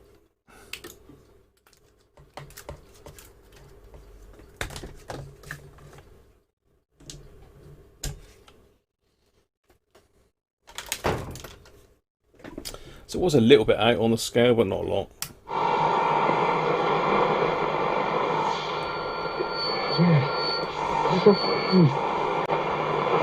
Still slightly, it's gone the other way then.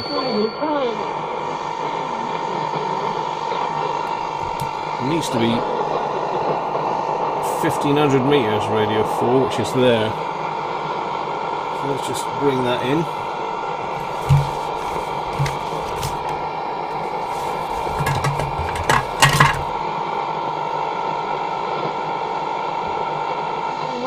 Please stop lying.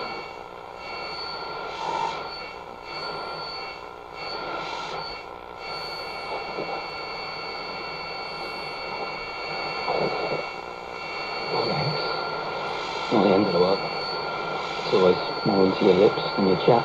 Wow. Not fun of either. Take it. Take it, mate. You don't have any.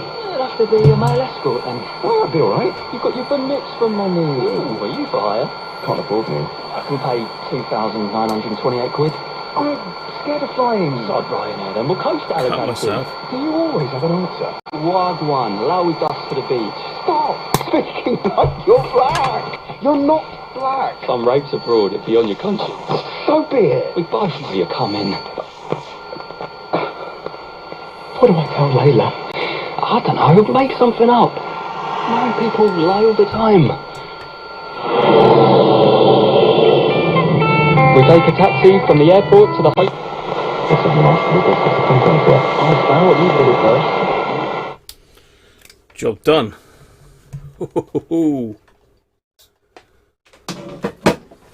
Sorted. We have long waveage at last. Right, let's get them put back together. Then that one can be wrapped up, ready to go to somebody on Thursday. Oh yes. Somebody who will be the proud owner of a brand new bush. Well, not a brand new bush, but an old bush.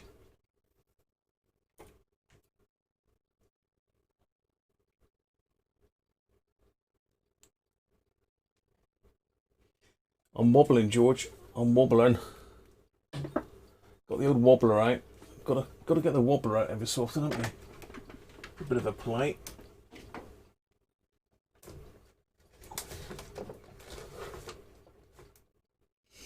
Right.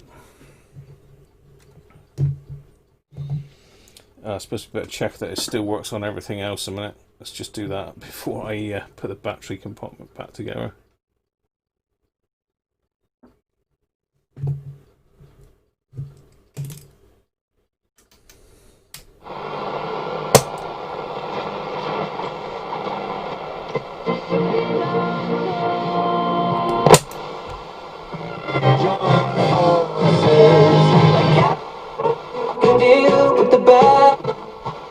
To our hotel. Walk into the lobby. Start to sober up. Yep. We're in business.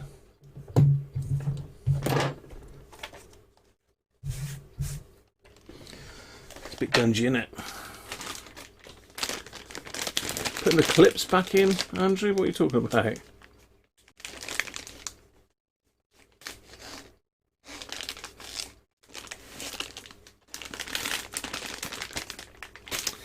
You can't adjust the tone on this one, George. It's a 1 kilohertz or nothing, or I can feed an external tone in, so it's not adjustable on this particular one.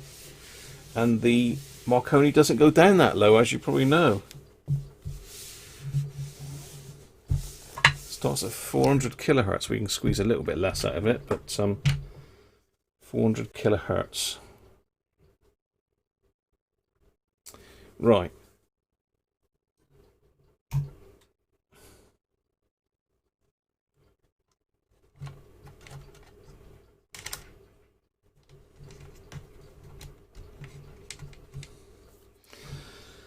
I'm going to stick this battery compartment back in.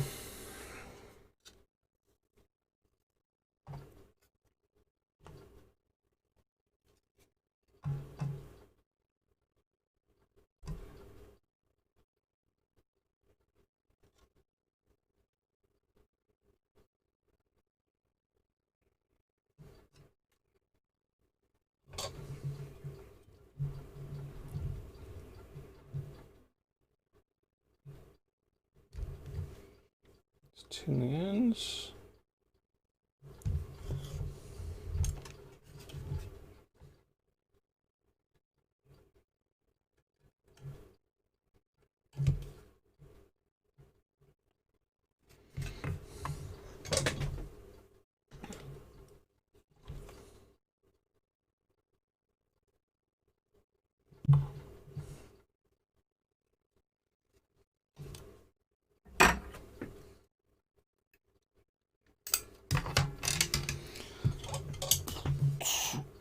I've got quite a wide view there now, so you can see the wobulator, the wobbler. Zoom in a little bit. I'm just putting back the battery compartment, so nothing too taxing, hopefully.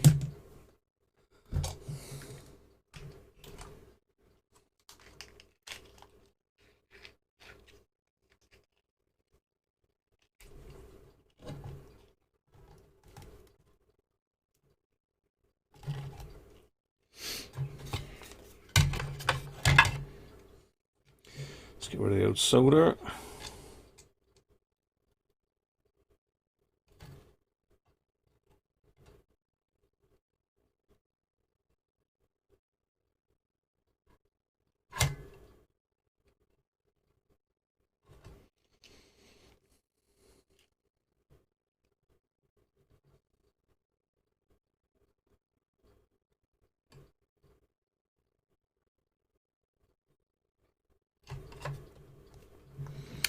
It's typical that bit doesn't want to go.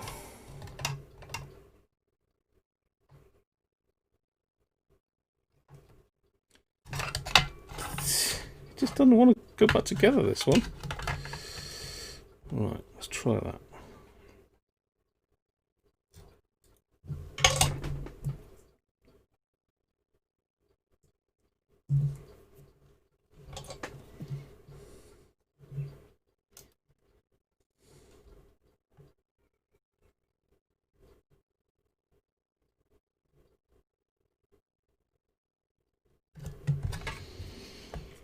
Data one.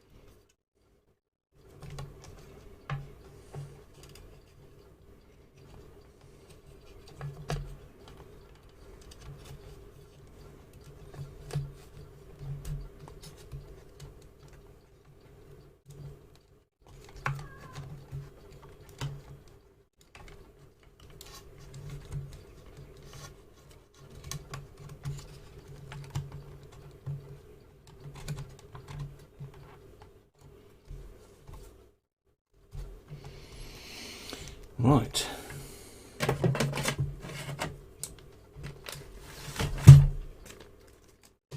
Oh, hang on. Aerial.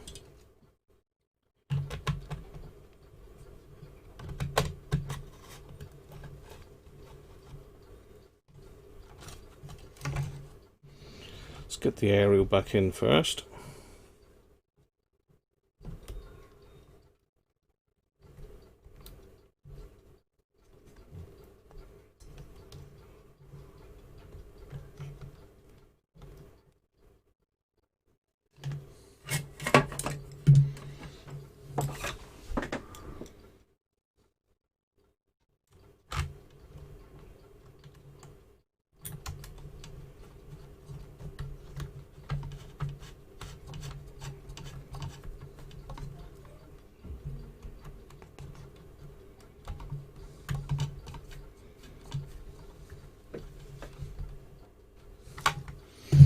Done.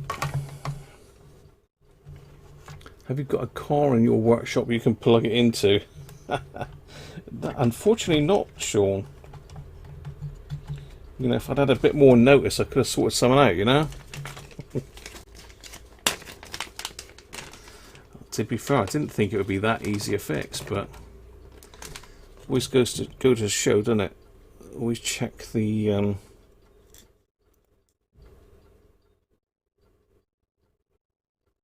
check the mechanical stuff first.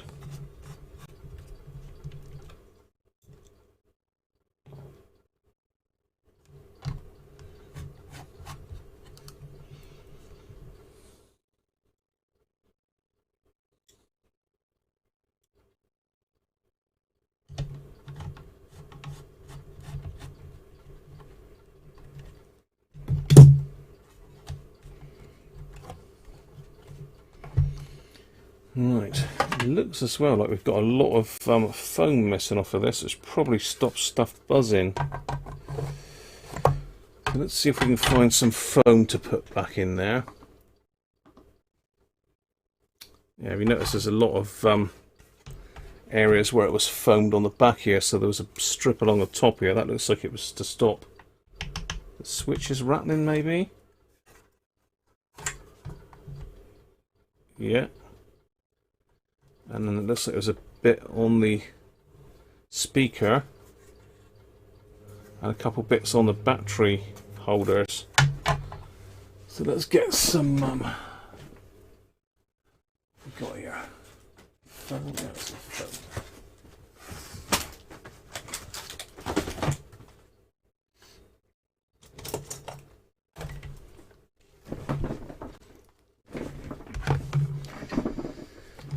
Might be too much. Let's try a bit first.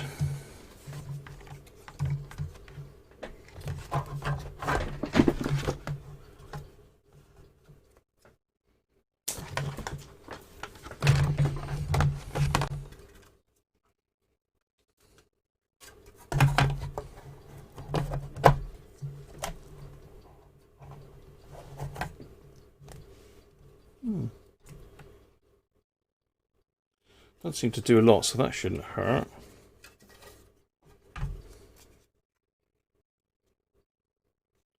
This is just multi-purpose sealing and insulation tape, 3M. I mean, it's not anything fancy.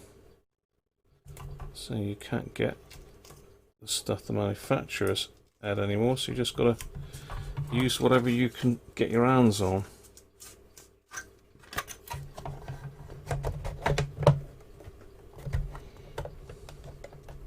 Hopefully it won't stop the buttons pushing down.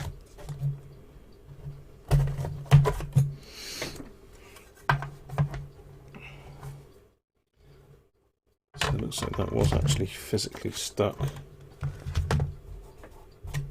on here. I don't know if you cleaned that up. Oi, Mike! Yeah, well, you deserve to win it, Mike. It'd probably be Victor again, though, to be fair. But thanks, Mike. Thanks a lot, mate.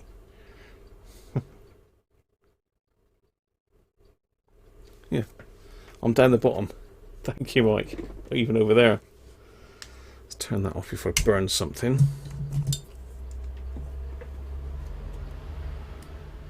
You get some phone speaker in the Philips. It's rattling. Yeah, it's not good stuff, is it? So there's a bit of foam there.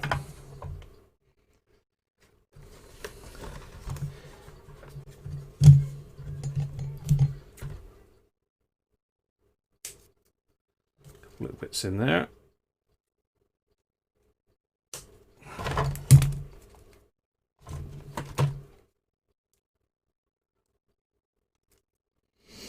So one of the things is, like, I can't remember which radio was it I did the other day, and it was buzzing. Can't remember which one it was now. I think it was the little RFM3, wasn't it? So I had to put some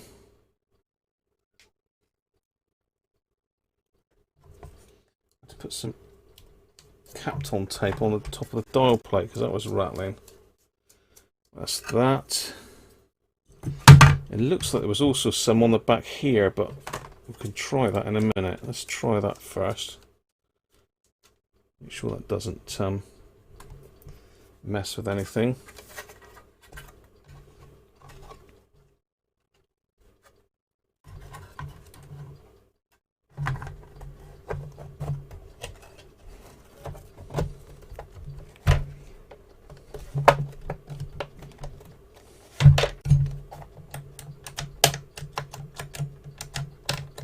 No, that seems fine.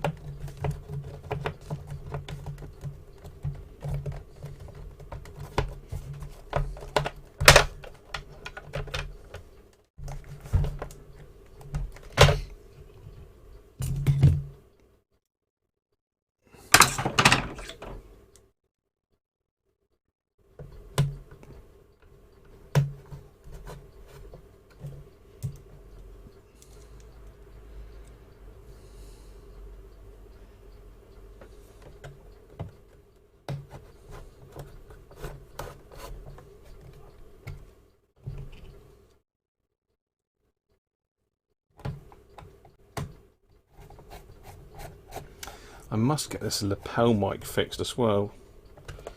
I much prefer the lapel mic. I don't think it picks up as much noise as this one does either off the bench.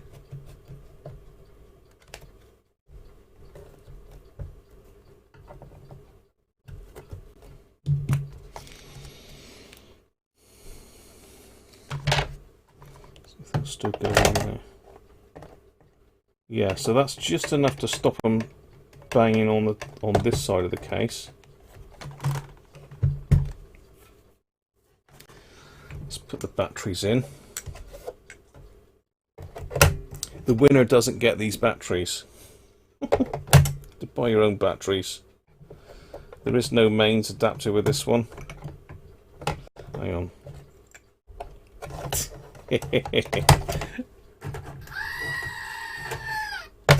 The goat needs to be in on this because I've put the batteries in backwards. Come on out.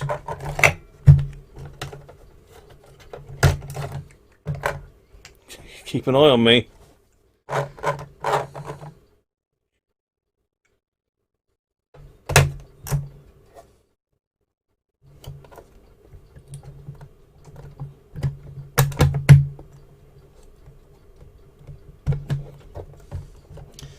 So I just want to see if I've got enough room. Yeah, there's easily enough room to put a couple of strips of that on. Let's just pop a couple of strips of this on here as well.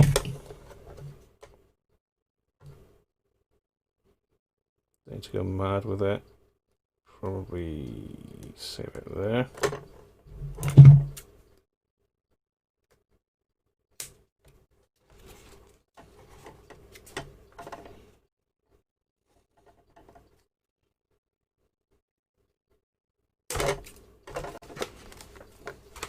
Get rid of that.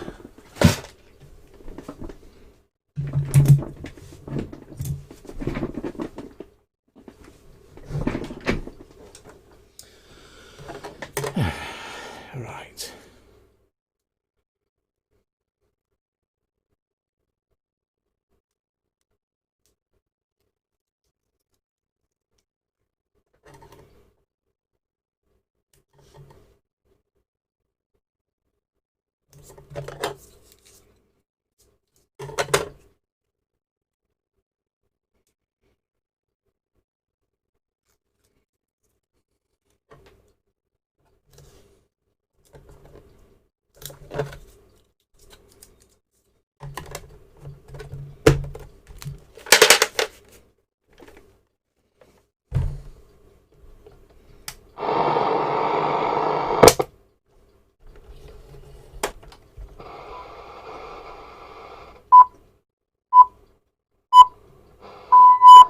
BBC News at 4 o'clock. Cool. Boris Johnson. How's that for people should be able timing? to shop with confidence when non-essential stores reopen in England tomorrow.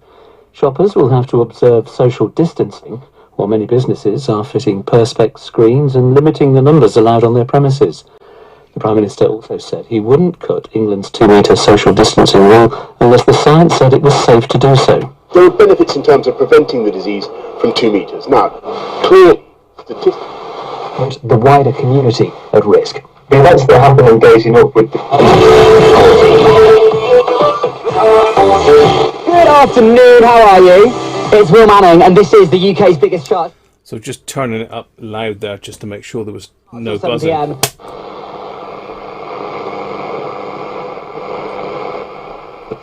That has suggested he would like to see the 2-metre social distancing rule relaxed. Medium The wave. government has commissioned with Buckingham Straw managed to form a line to stop a group of counter-demonstrators from confronting them. Scotland's First Minister Nicola Sturgeon says such protests are dangerous.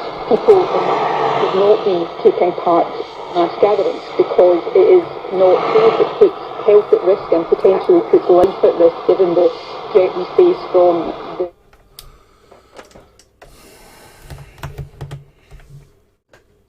It's done. It's done. Finito. Whew, it's getting flipping hot in here. It's like the longer I sit in here, the hotter it gets. Right, let's catch up with you lot a minute then.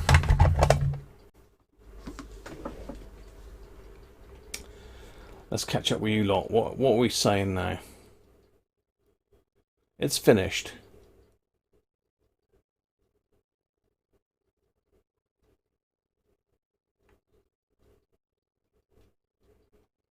You need more wirelesses.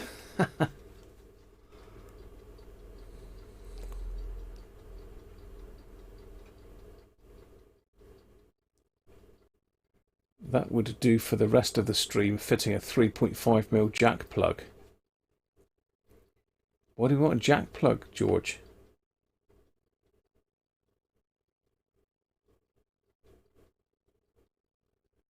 A big thank you to Andrew and George for helping you with your Bush TR-82s. Kenny, how you doing, mate? I didn't see you pop in there. Apologies, I'm down in the wrong part of the screen now. Oh well, I'm here.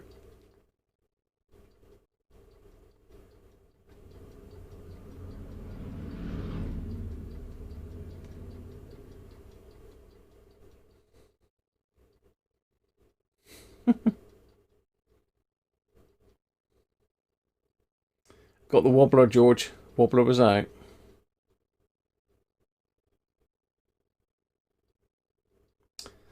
Yeah, self-adhesive foam is it's difficult to get the right size, really, isn't it? Yeah, you never know, Rob. Next Thursday you could be in with a chance to win. So anybody that isn't sure of how to win this, I haven't saved the blimmin' the keyword.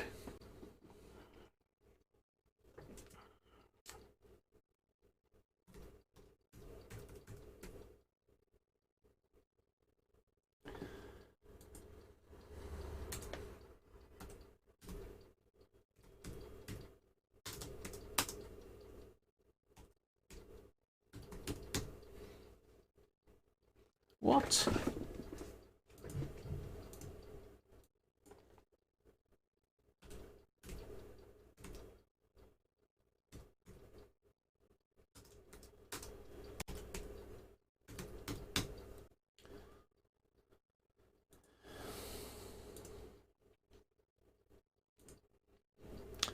So let's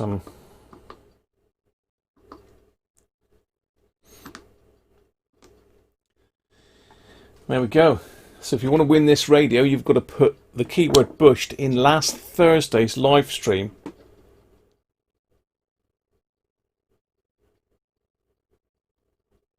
Herbert, how you doing, mate? And welcome.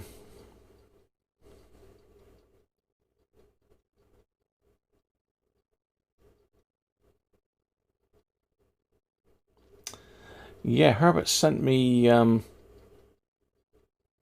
link to a Murphy that's almost identical. Is that the one that you just sent there, Herbert?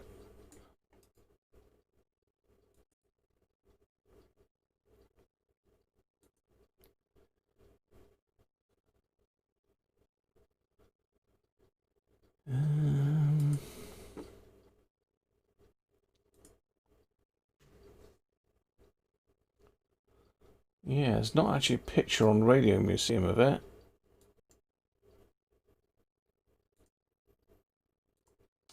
But I think that is the one, isn't it, that you said was very similar, Herbert.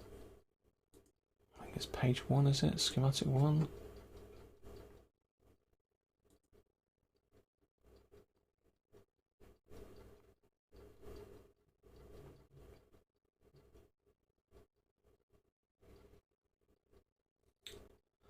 Yeah, I'm not sure it's the same radio.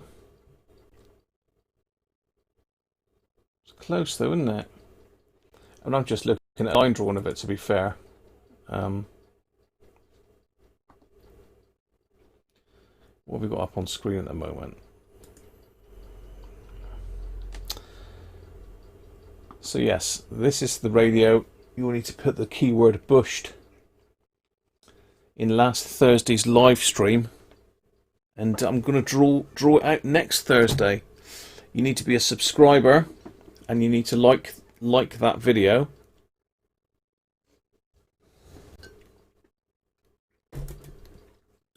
And you could be in with a chance of winning it. But beware, if you enter twice on 2 different accounts, and I find out, I'll delete the lot. Yeah, so you can't win. So multiple entries aren't allowed. So if you've got 2 or 3 or 4 accounts, and I know, then I'll delete both of them. So anybody that's got an entry for 2 in there, I suggest you delete one of them yourself before I delete them both. So be warned. Be warned. I'll delete the lot. Hi Ganesh, how are you?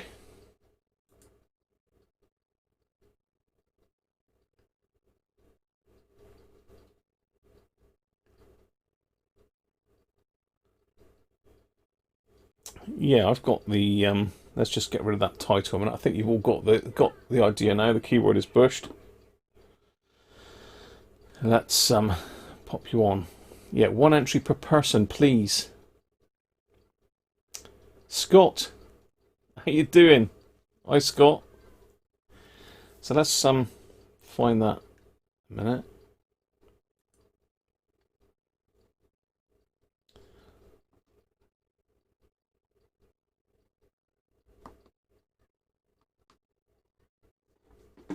There. It's just a line drawing of it. Is that it there?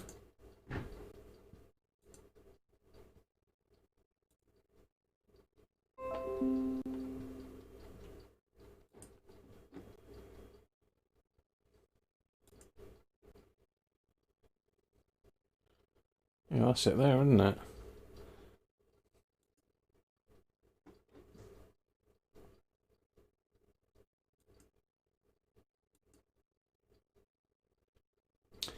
Yeah, it's not got the car switch on it, but it's very similar, isn't it? That one's not looking too brilliant, to be fair.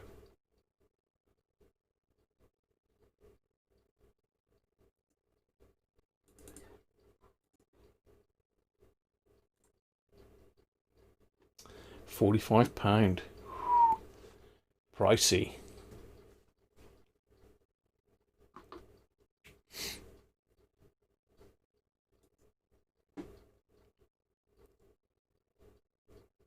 No, you can have a go, Theo. If you win, it's going to the Norwegian Air Ambulance shop. Oh, okay, the one nearly I like was an MV5702.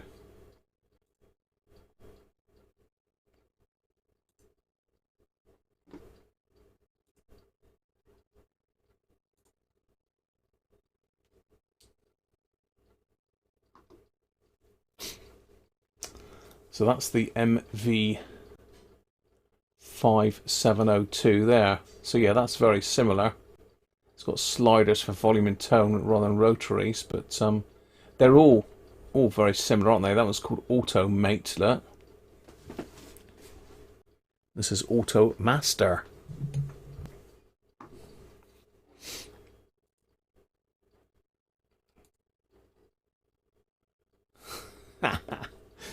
Yeah.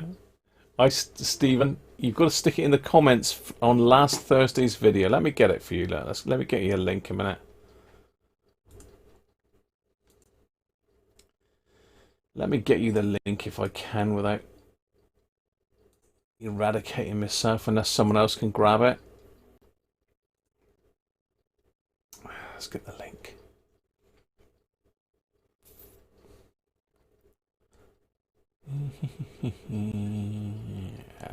Your videos.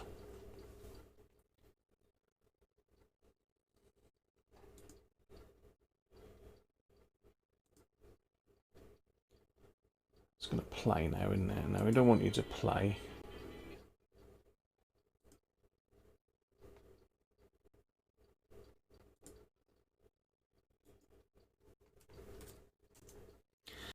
So yeah, you need to put the link in that video that I've just posted the link for,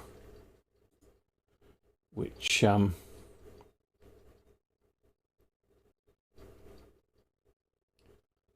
is this one.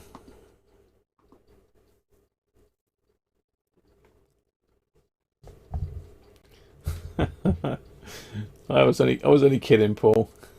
But you know, if it's a Norwegian air ambulance, it's fine. So yeah, we got a few entries there, look. So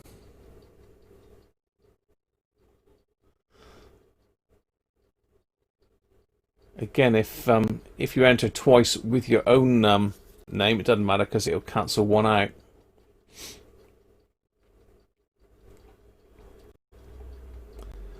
But yeah, anybody with 2 YouTube accounts, that ain't fair, really, is it? So you'll need to make sure that you delete one, or I'll delete them both.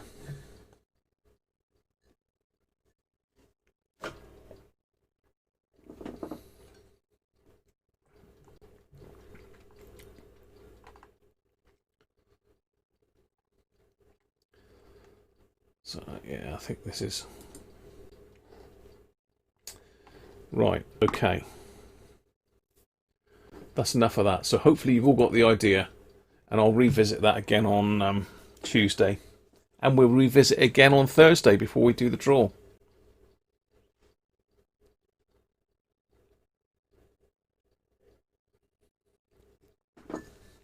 That's a nice point, that is. Very nice. You only have 17 YouTube accounts. Yeah, so Stephen, you need to leave it in that video, mate, that I posted the link there too. Right, how are we doing for time? 4:15. We've been on since 2, haven't we? Not very long. Managed to fix that fairly quick for me. Oh, there's my other goat. He's been playing with my tools. Yeah, monkey. Stop complaining. Get back out. You're not supposed to be in there. You have 7 eBay accounts. Well, if I find out that you've entered more than once, I'll delete the lot.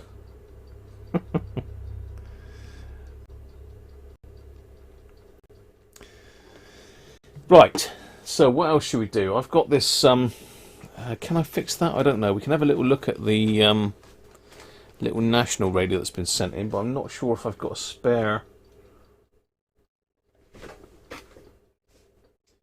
I think what chassis I've got in here.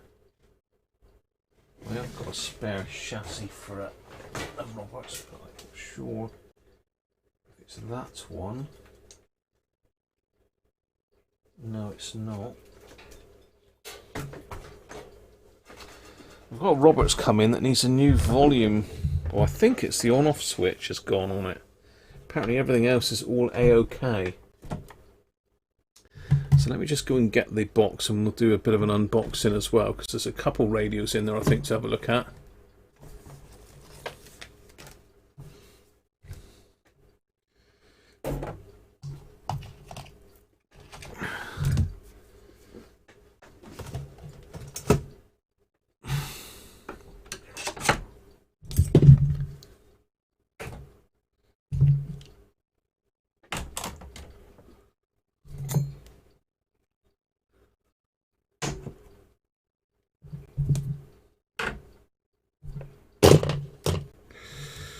A bit of a tidy up. So we didn't need to look at any of those caps in the end, did we? Just a broken track on the board. Right, bear with me. I'll be back.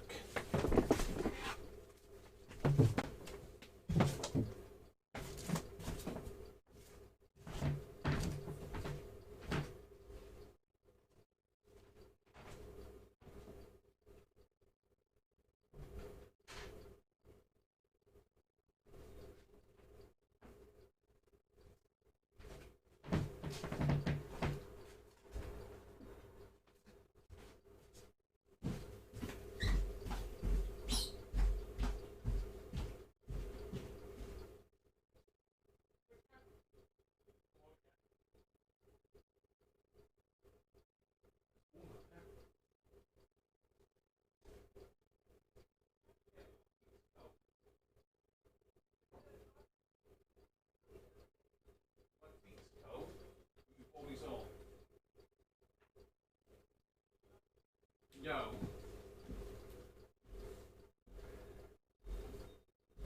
Oh crap. I can only hear the kids next door shouting and screaming if I open all the windows.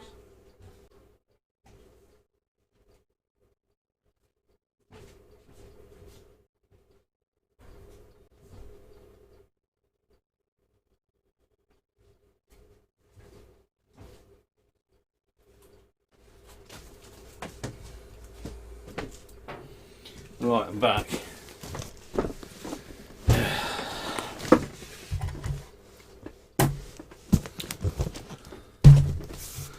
Got a box. Whew.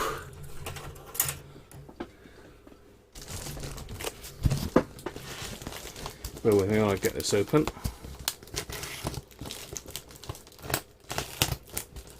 So this is coming from Mark, who I did the R707 for. Remember we did the Mark 1, well the early version R707 that needed the module doing and all sorts of stuff. It's the one that had the dodgy headphone socket, covering letter, which is always good. Excellent.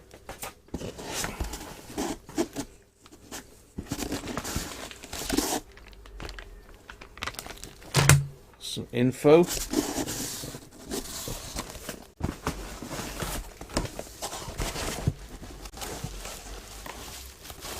Alright, okay, there's a speaker there that I've got to replace.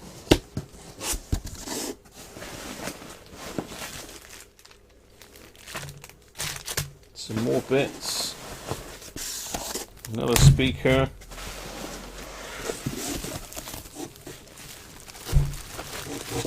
Roberts.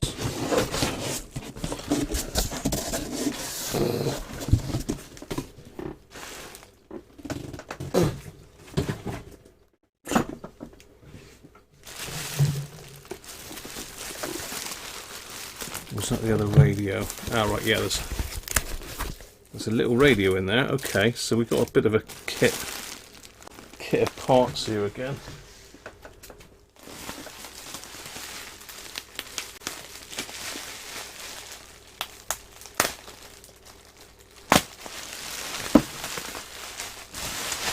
Let's leave that one for a second. Let's have a look at this.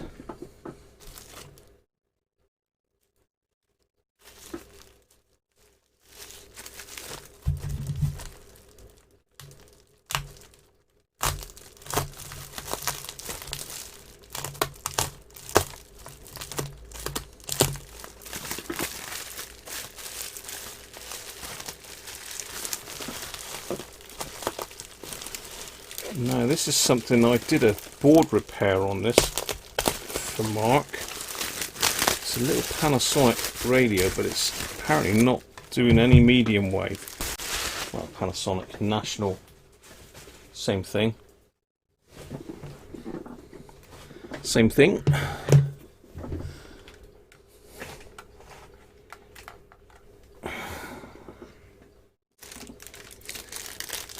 707 switch. Oh, okay. It's not the volume switch, it's the power switch. There can't be nothing wrong with that. Can there? Hmm.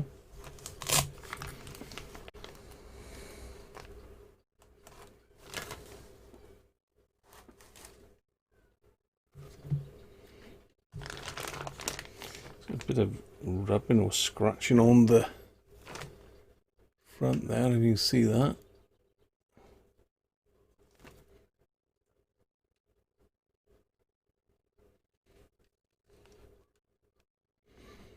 It's a nice old little radio actually. I've not seen one of those before. RFB10.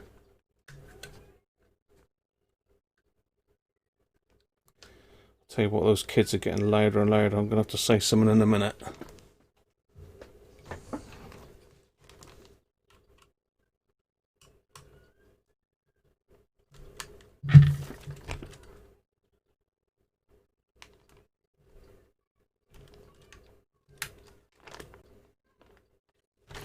Right, let's have a look at this then. Let's have a look at the letter a minute.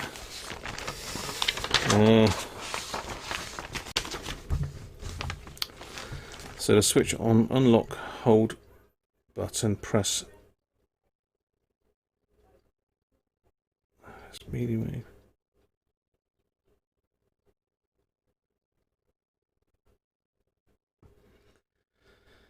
Unlock, hold button.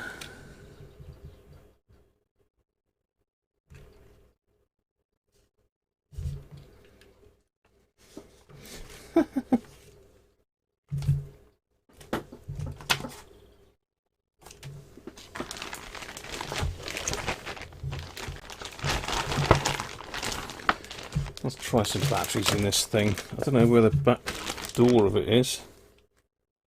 So no battery compartment.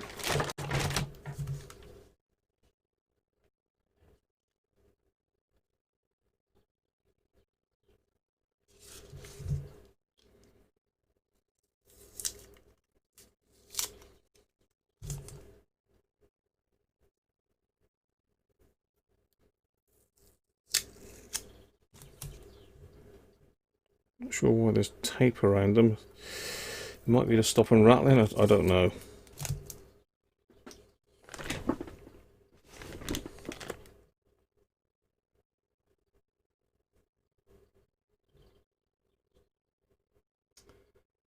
What are we saying?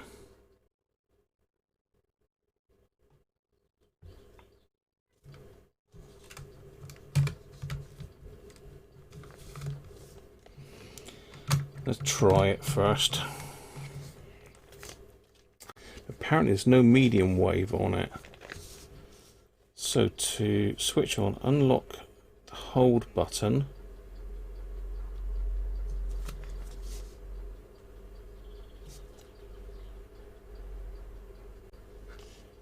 Okay, unlock the hold button.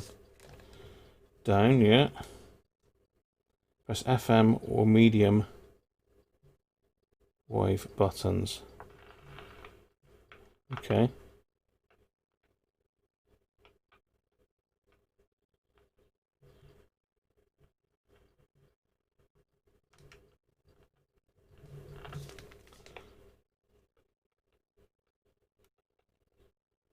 Doesn't feel right.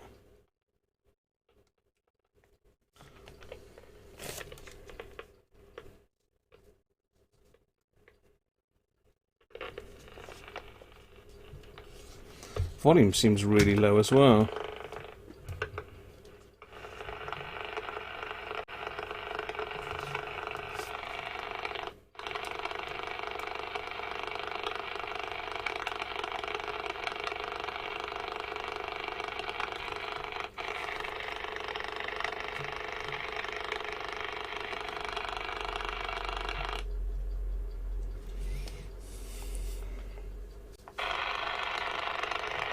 come back on its own then.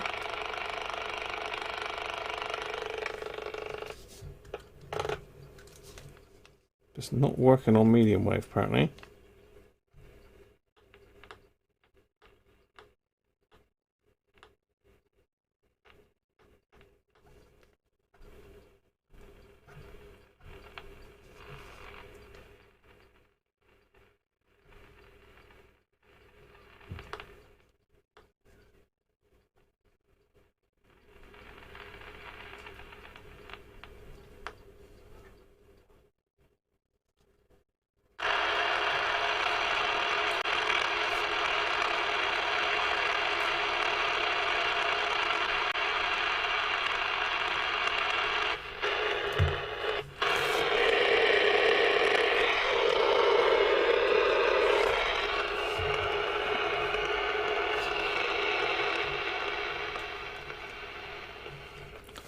Let's clip an aerial on. Let's see if we can get it to do something.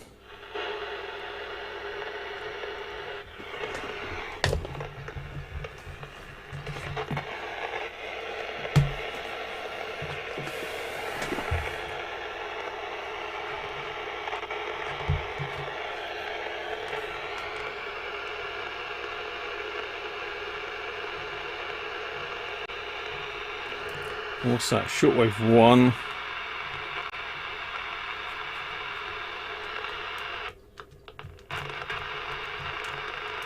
Two.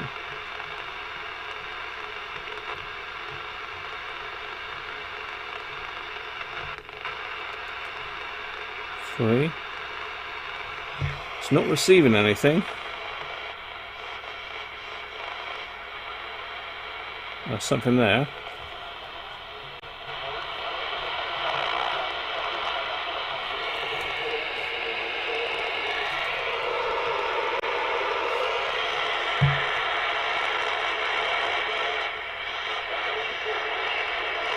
Tony, how you doing?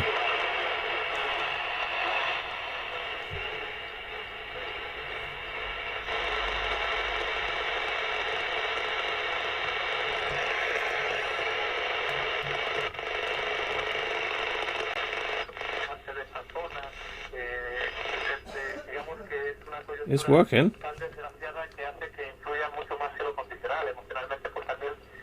That's 25-meter band.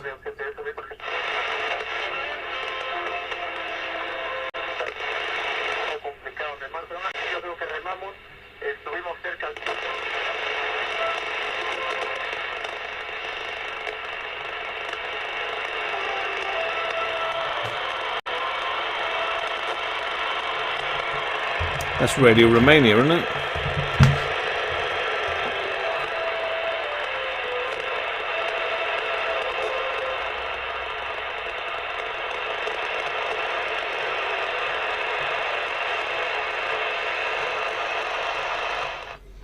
It's a Panasonic RF-B10, Benji. Or National. RF-B10 multi-band.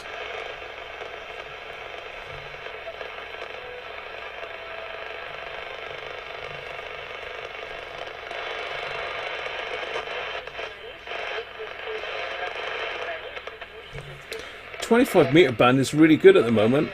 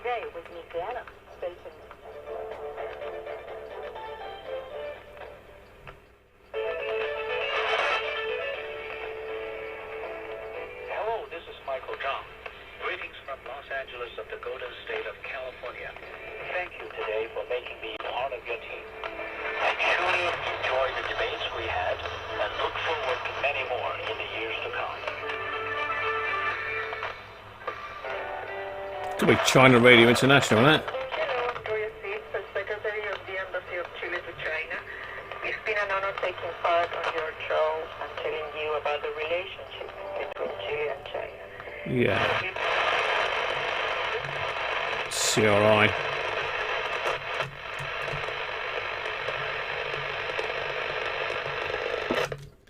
So,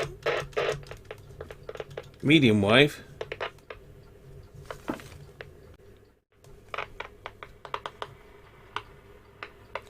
Dead as a dodo.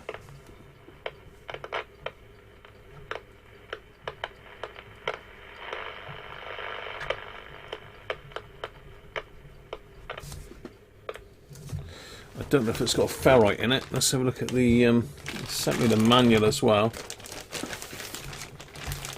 It's not some. Yeah, it's got to be something to do with that.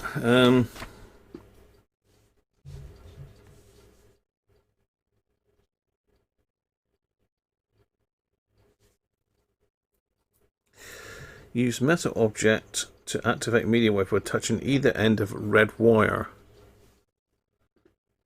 Well, that looks black in the picture. It looks black, but it's probably just the way it's printed. So that's the service manual. So it is RF, if you can see that or not. RFB10. If anyone wants to follow along.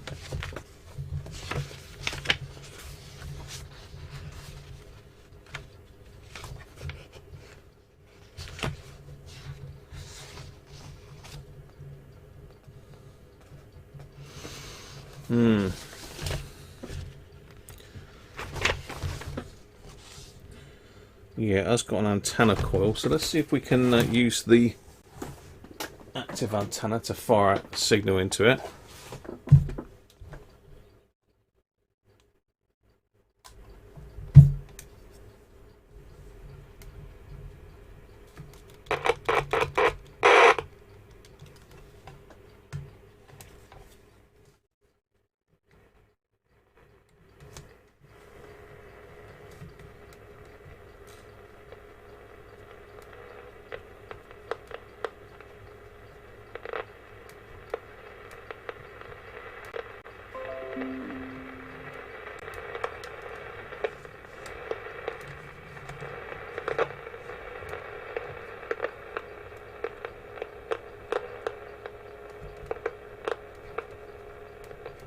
So we've got RF there, I think, but not any signal.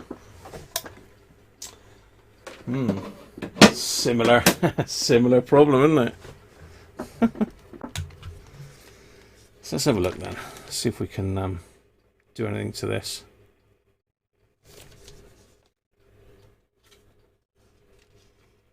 Let's just check FM first.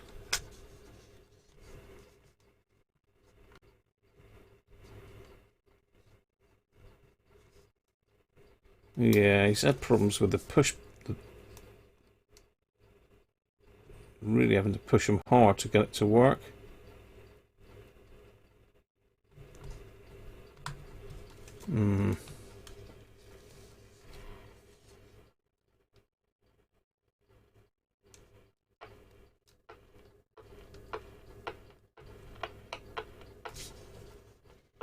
Doesn't seem to want to turn off either.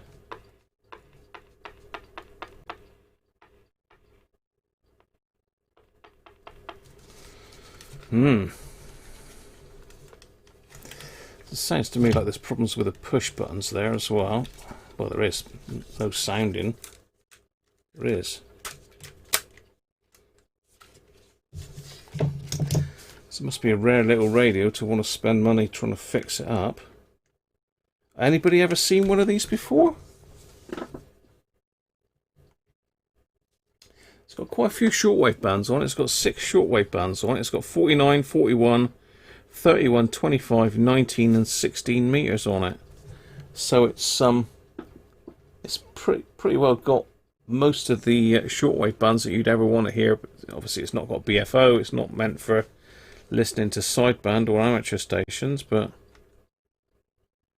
it's got a dodgy aerial connector.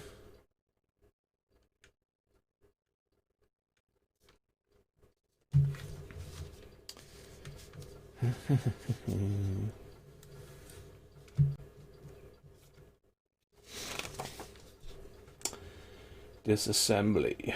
3 screws.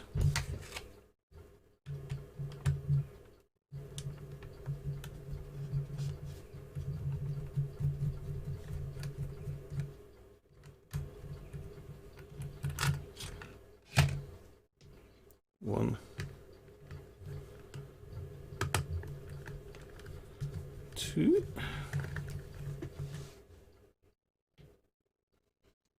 Okay, so it's a longer one for the aerial screw.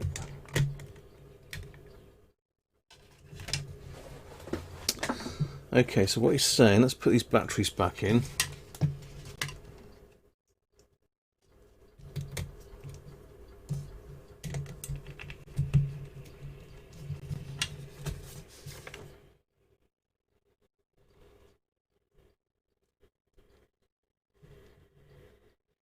Oh, try that again.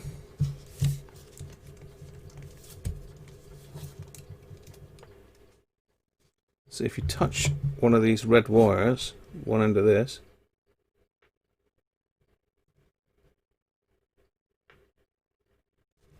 it's not working now.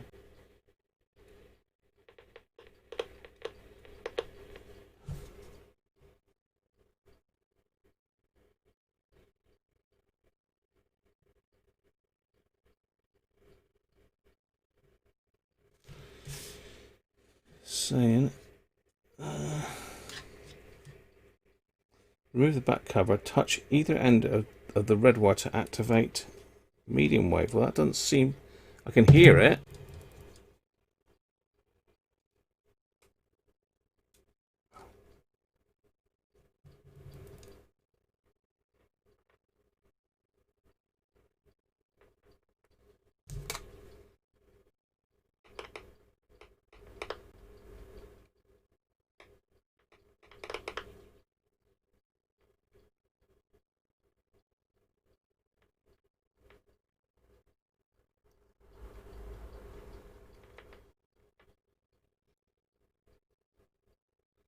Yeah, something ain't right there.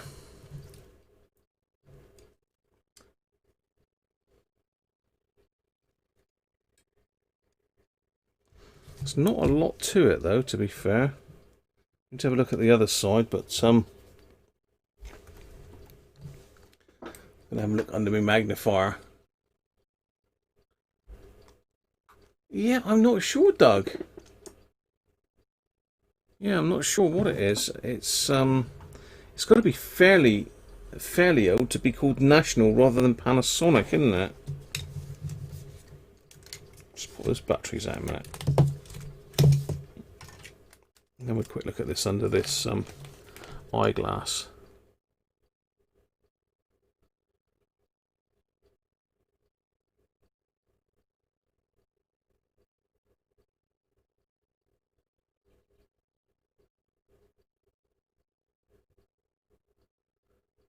Seems weird to have that bodge wire going across there.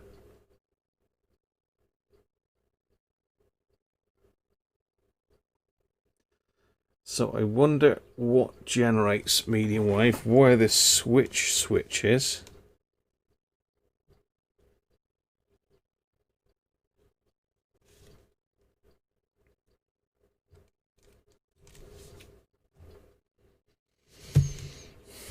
Let's take it further apart.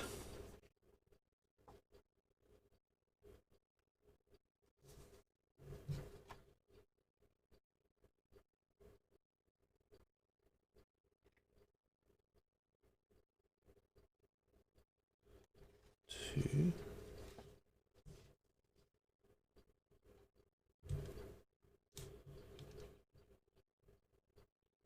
Okay.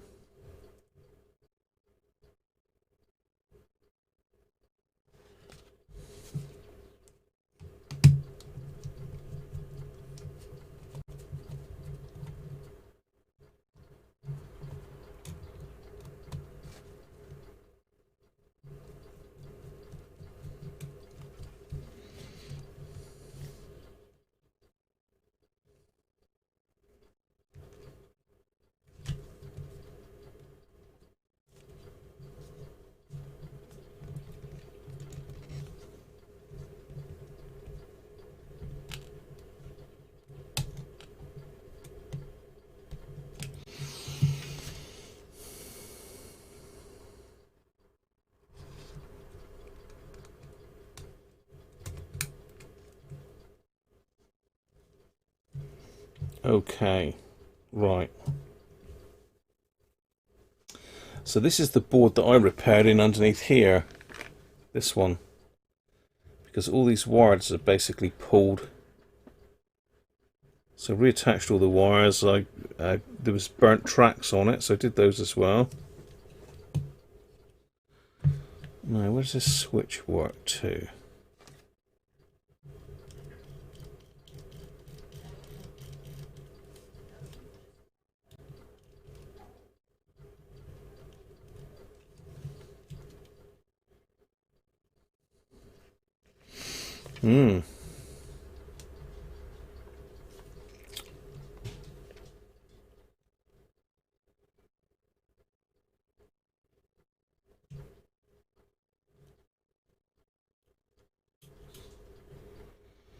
These are not, these push switches are not working either very well. For some reason. Let's try it with it out a minute.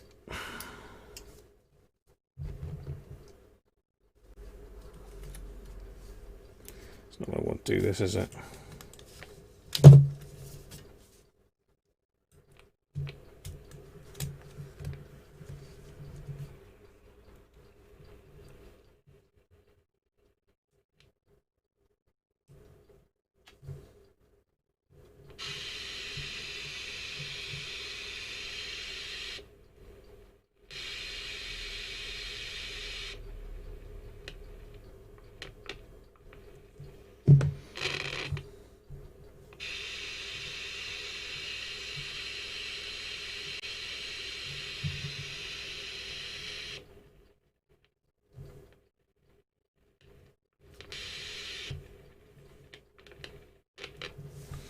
There's some weird stuff going on here. I think we've got a dodgy track somewhere.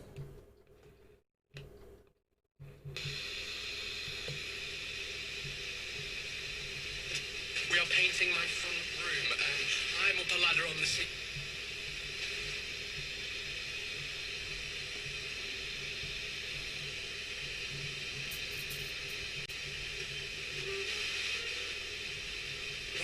Don't miss this major laser. Pain. I don't have no big set of people coming around calling it a wake pain. It's a let me tell you who will get what after I'm gone, so you...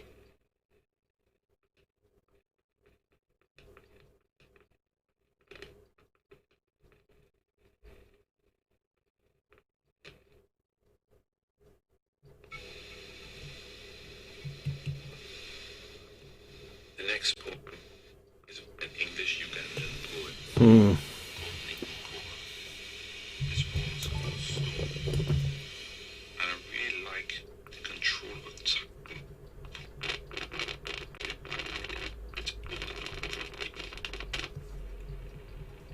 There's at the center is of one mother's sacrifice. There's definitely some issues with those switches. Seems to just come back on its own there.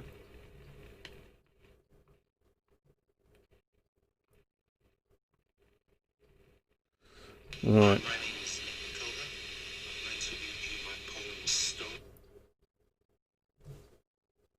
Come back on there.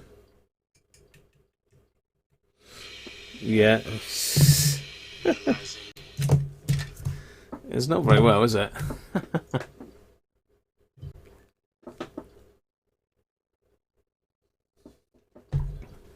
One or two of the pad switches, definitely.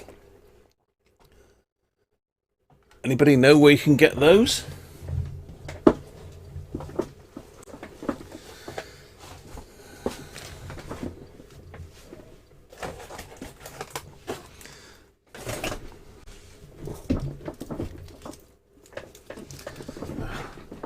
I've got my... Oh. Got my wristband caught up in the wheel of the chair now.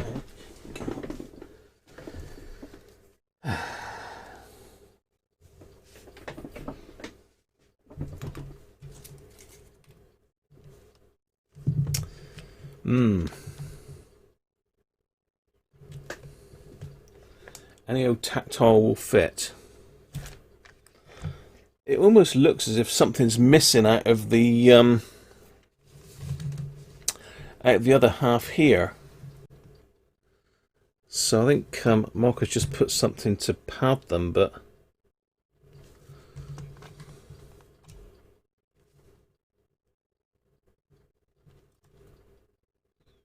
this looks like there's something missing off the back. So it might be that we'll have to put some new tactile switches in there. But it's whether they'll protrude too far for these buttons. That's the thing, George. I know what you're saying, but there ain't a lot of clearance in there. I don't know you get a tactile switch in there.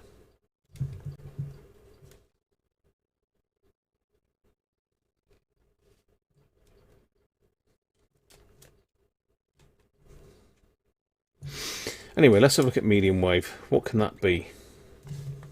It's got to be either a problem with that switch, or I mean, I can't get it to work how Marcus said that it'll work.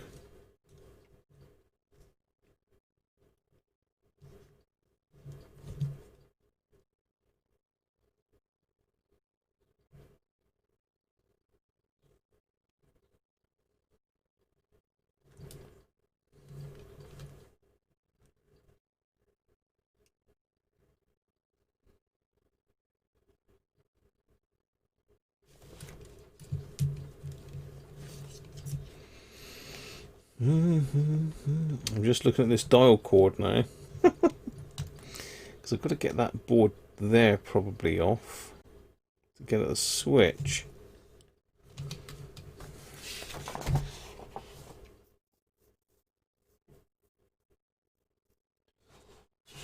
Figure 4 note.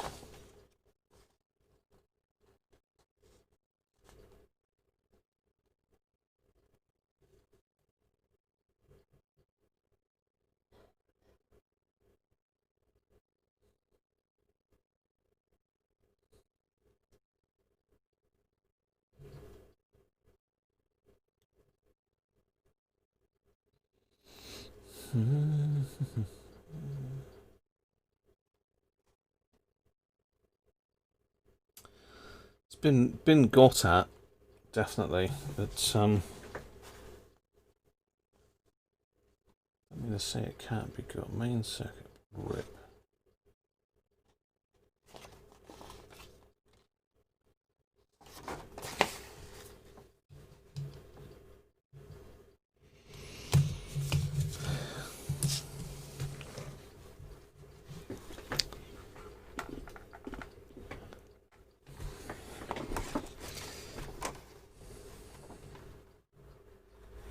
Look, that's just clipped on. So it's saying that clips off that way, does it?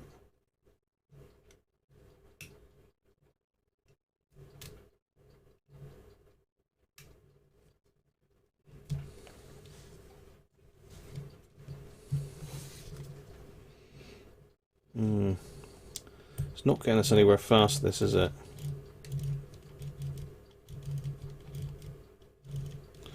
I want to get into that switch, you see. This circuit board definitely comes off because that's the one that I got sent to repair. Doesn't look like that interferes with the...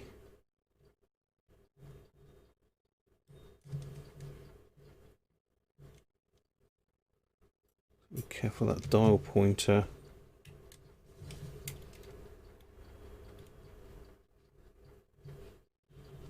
That.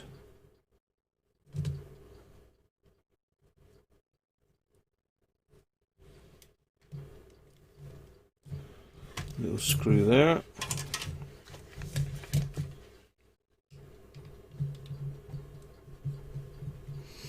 So I'm not being very attentive because I've never seen this radio before in my life, so I just want to make sure that I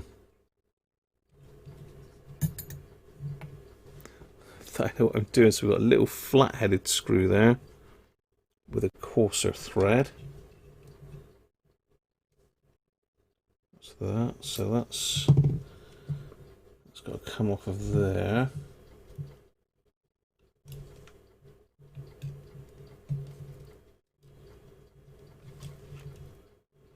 Being very careful with that pointer. And the cover for the switch.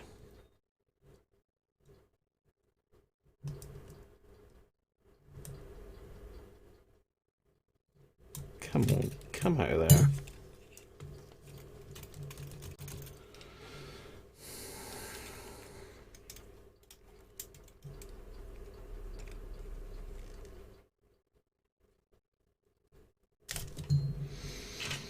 Well, that's a switchboard out.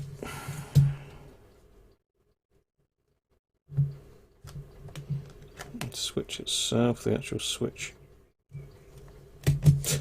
Top of the switch has decided it wants to live in there now.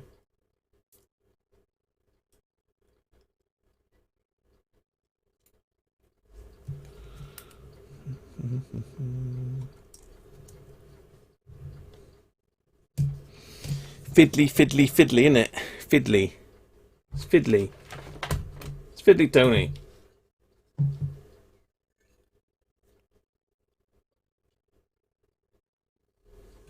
Oh dear. It's warm. Whew. Okay. Let's have a look. See, that's the board repair that I did. So I had to replace 2 traces, and I've epoxied those in place. Rewire all of these, and I hot glued those to stop them pulling again. But there's nothing that I could see that was wrong with this. This is just the switchboard. Again, I didn't have the radio, I just had the board, so I wonder what it is switches the medium wave in then. So here's our switch in there.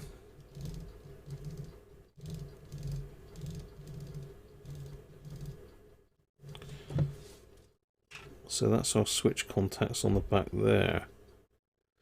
Tony! Cheers, mate. Let a little Panasonic beat you? No, no chance, Tony. She's going down.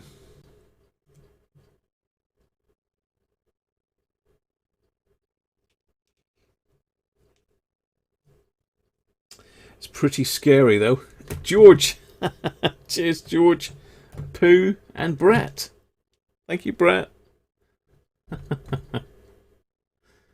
Oh, dear.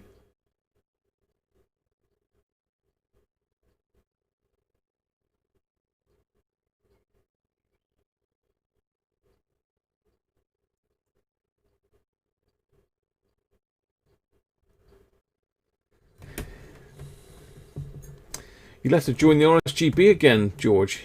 You won't want to do that.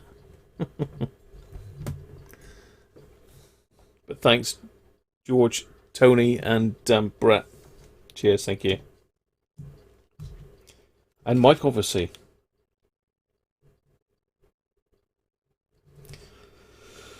Okay. This board's got to come off. I don't like the look of this board.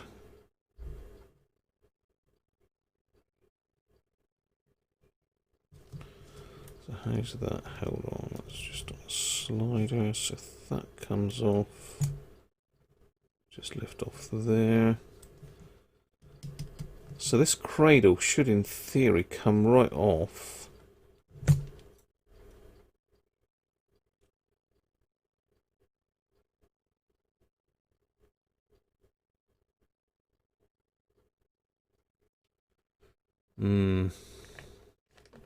I don't think it's going to come off.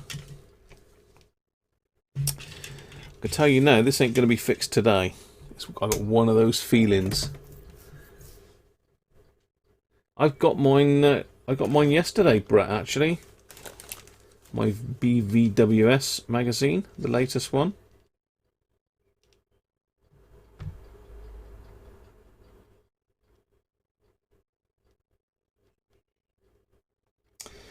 So yeah, those switches, they need to be flat. Very low headroom tactile switches. I'm not sure what you could get to replace those, but if you look, they're really, really thin. There's no height to them whatsoever. They're probably 1.5 millimeters off the board. Another beer! Cheers, Mike! Christ, I better crack another one open, haven't I? Oh, should we go for some jail ale? Ho ho ho ho! Let's have a jail. Let's go to jail.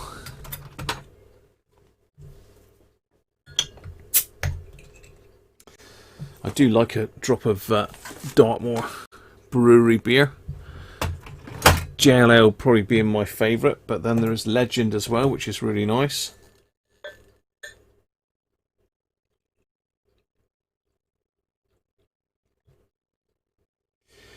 So let's get some in.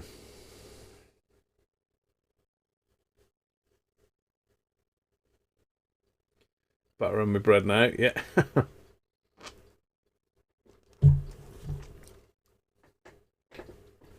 Just need the flour to make it with.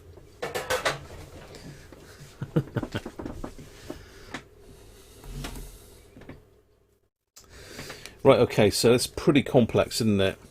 I need to have a read of the service manual to work out how to get this off. I've got a horrible feeling I'm going to have to...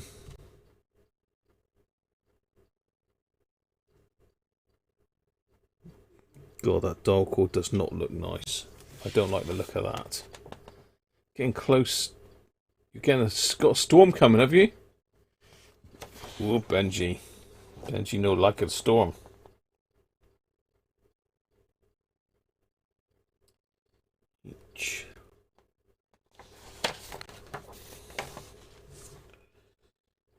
A.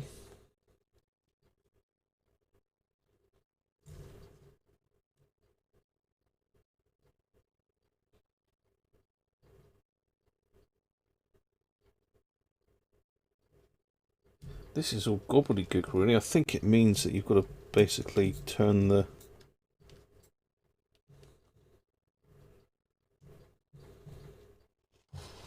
Oh, I think you've got to take the dial cord off. No!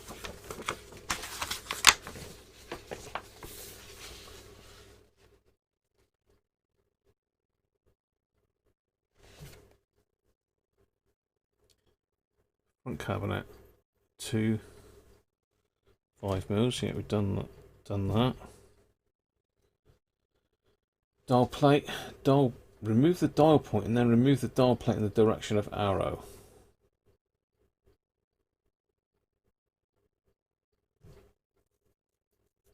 Well, we haven't removed the dial point. I don't want to do that yet, really. Switch PB.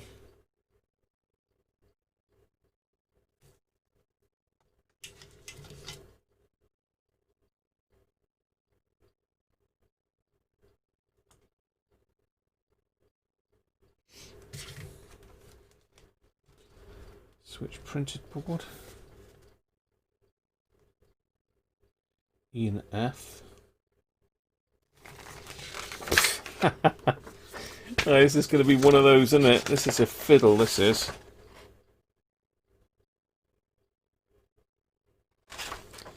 E and F. Well, there was no F.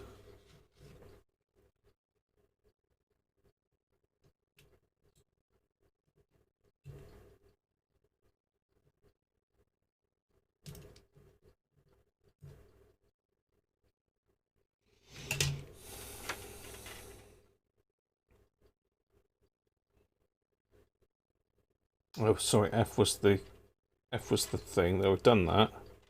Okay. Indication plate.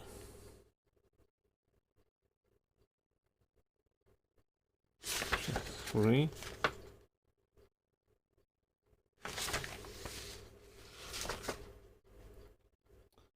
There's a steel ball and spring underneath the indication plate, so please sure not to lose them when removing the plate. I take it this is the indication plate. Okay, yeah, there's a spring and ball bearing underneath this piece here. Oh my god.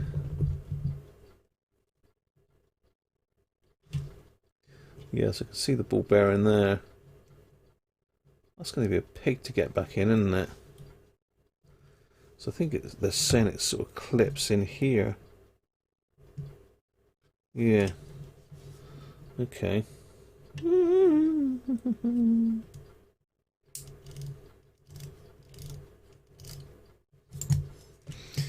Yeah, so that just unclips.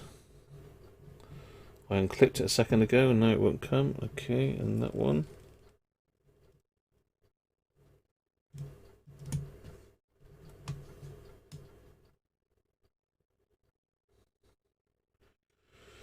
So there's a ball bearing there and a spring.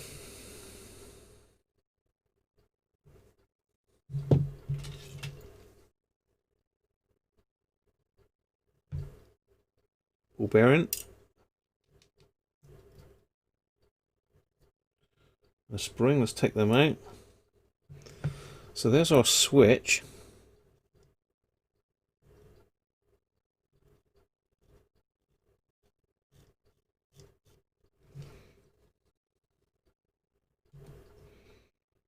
So it could just be a case of getting some switch cleaner in there, couldn't it? But I don't know whether Mark's actually tried that.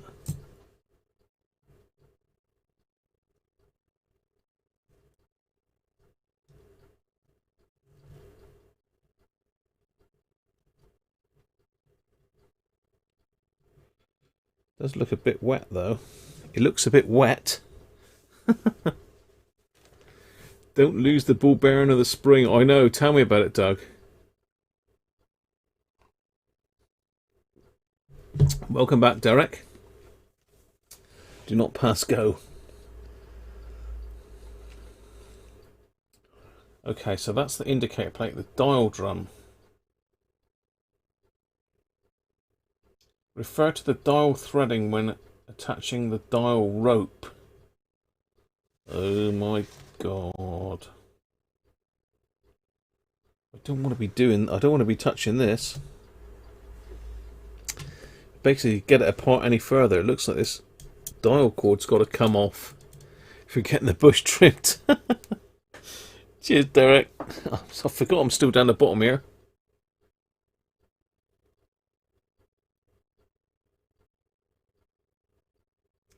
It's really fiddly, Tony, isn't it? It is a well-made little thing, but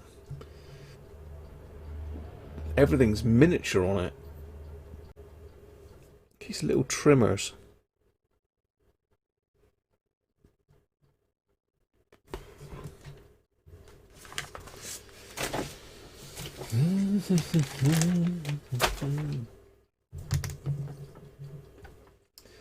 Right, so we've got to be really careful we don't lose these bits. Let's get a little baggie.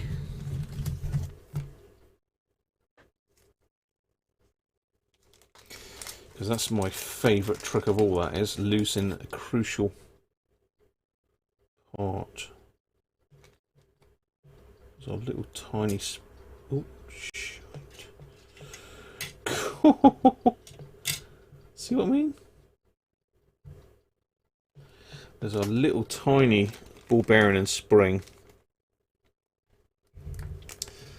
Let's pop the rest of the bits in now. I won't put them all in there, just those bits for now.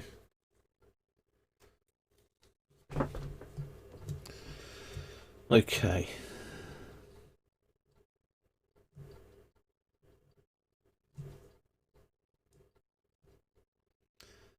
I really don't know what type of switch that is. There's there's a lot of contacts on it. It's got to switch all the different bands in.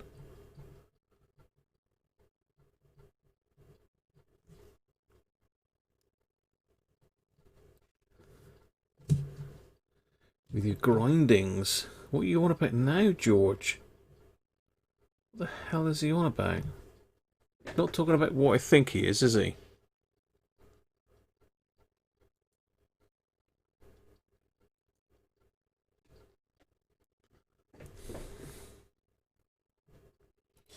I hope you weren't talking about what I think you were, George.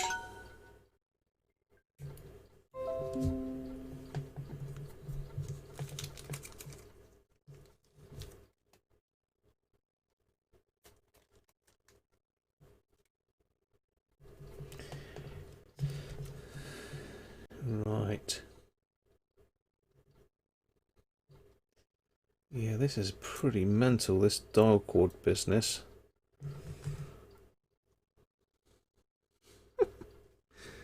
Oh God, it goes up, down, round, up, down the side. Yes, not looking good. So we've got a couple issues. We've got the push button issues, and we've got the lack of medium wave, which could just be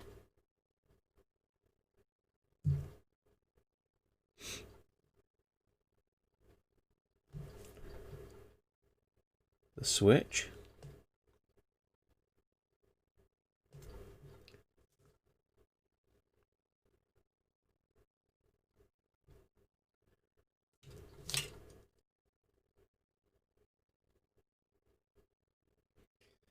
Yeah, see, I can't take any of that off without taking the tuning dial off. The pulley. So I cannot get this black piece off without taking that off.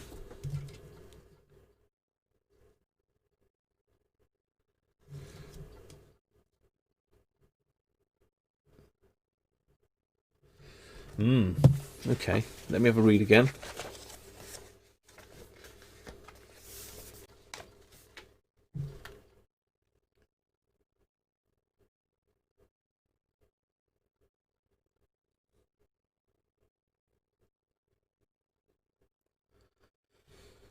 I times 1.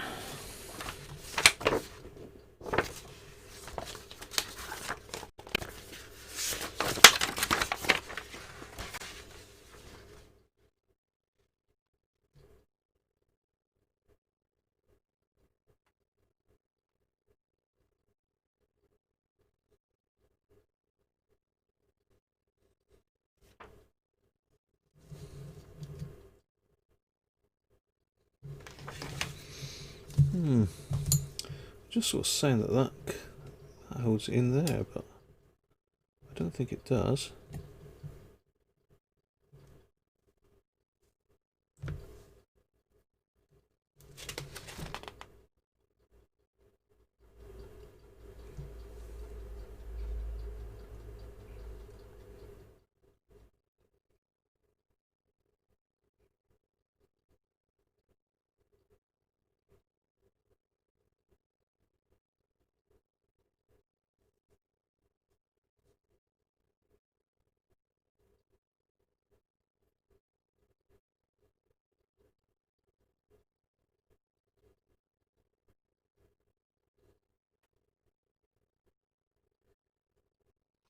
Okay, yeah, that's pretty simple. Little bits of solder and that stuck to this.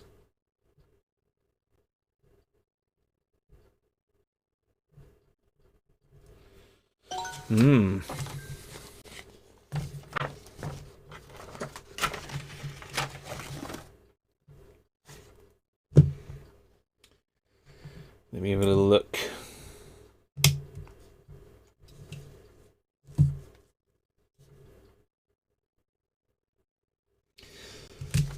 Let me give a little look. Because it could be one of these chips, but I think Mark was sort of saying that it works when he touches those wires. Rubbing on the board there. Let's get some light down here.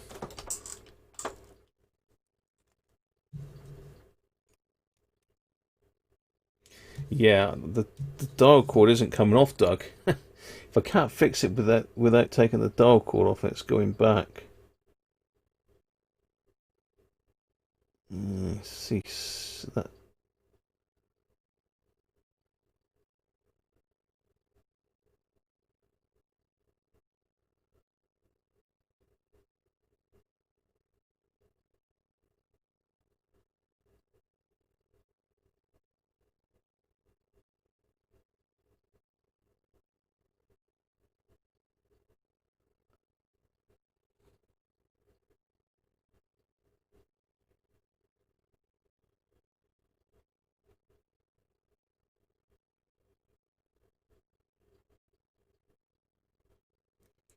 possibly a break there. We'll need to get the microscope out on to see that. Whew.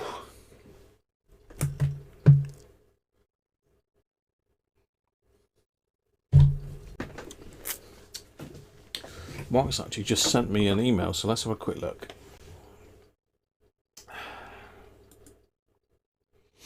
Let me have a quick look.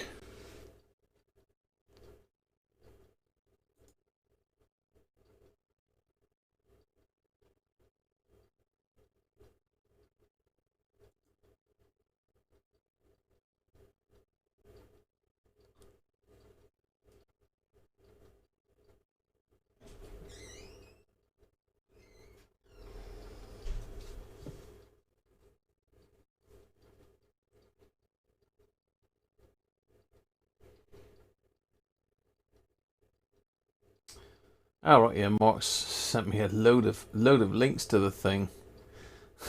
Well, actually, no, there's some strange stuff there.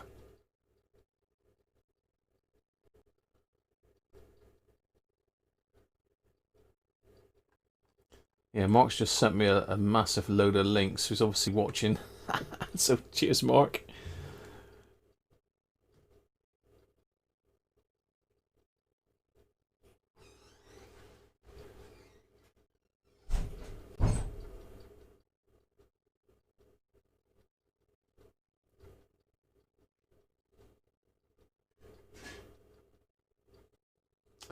So they've used reed switches instead of the tactile switches.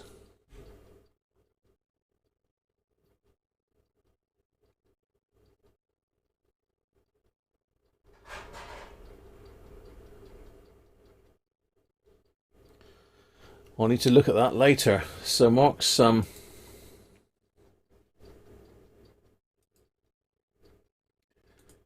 this link over. I don't know if anyone wants to have a look at this.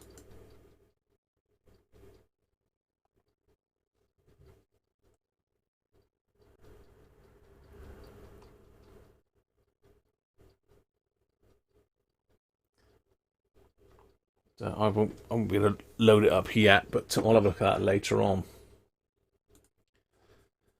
So I don't think I'm going to pull this apart any further, because if I do, I risk the chance of messing with that dial cord for now. So I need to really get my head in the that's my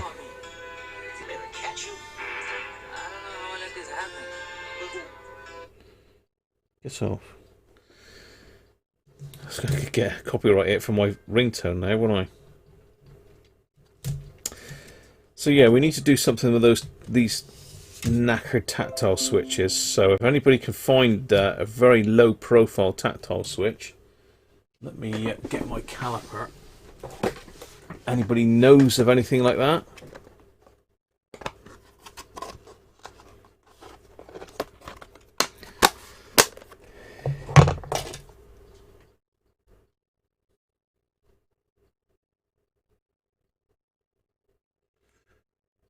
You had two entries, Harvey, did you? Naughty boy. Yeah, it doesn't make it fair for everyone else, Harvey, does it? Let's see what the clearance is on these things.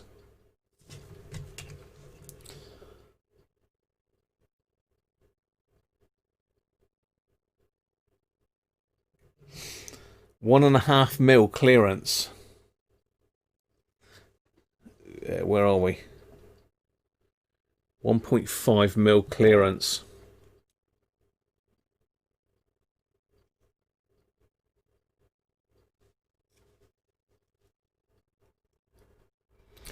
Harvey likes to win like JR. That's going back a bit, Harvey. Right, okay. So, yeah, I think that's going to bed for a minute. That's not going to get done in a hurry. So, Mark, if you're watching, it will be done, but not today. I'm going to have to, before I do anything more, go through the service info, check check the voltages on the ICs, etc.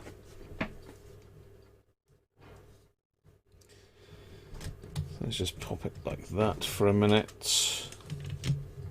It's a nifty little radio, though. I can see the draw in it. So very well made little radio, really. Overcomplicated, but then all of these little tiny things like Sony and that are all the same. They're all the same.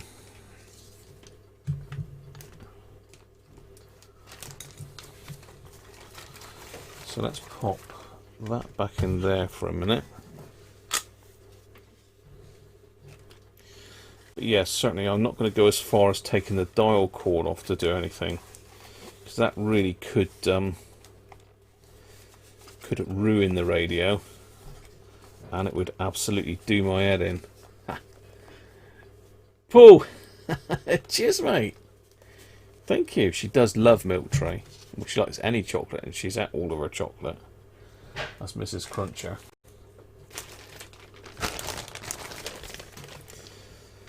What are we going to do with this? Will that go in there with that? No, not quite big enough. What's that?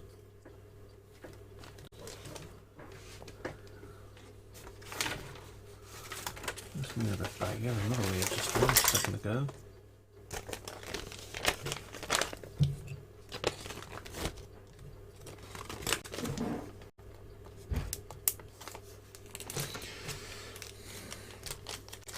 Let's put this to bed and have a look at this R707, and then we'll be starting to wrap up then, I think.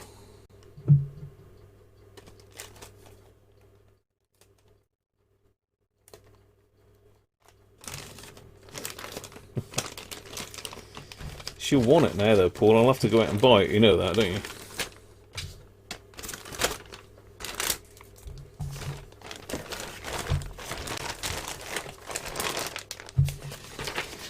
Pristine example of a roller speaker. Absolutely no chance, Mark.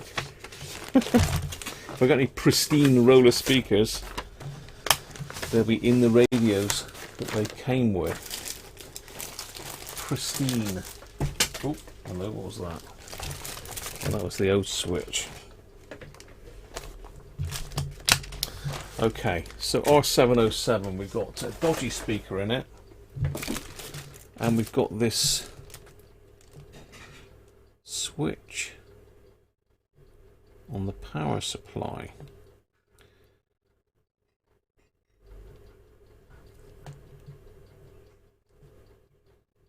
Oh, I see. Right, okay, yeah, we've got one of the terminals is broken off. I see. Kevin, capacitor bingo as an interlude. I don't think I got any. Oh, I could do. I could do, Tony. I've got some real old ones. I've got some real old ones that you can have a look at if you want to.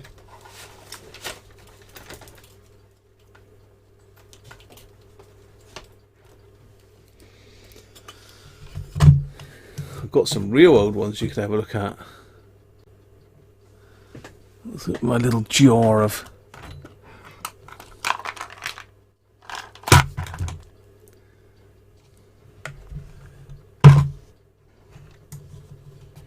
What have we got in the jar? Ooh. Oh, would an alpha mode suit you, sir?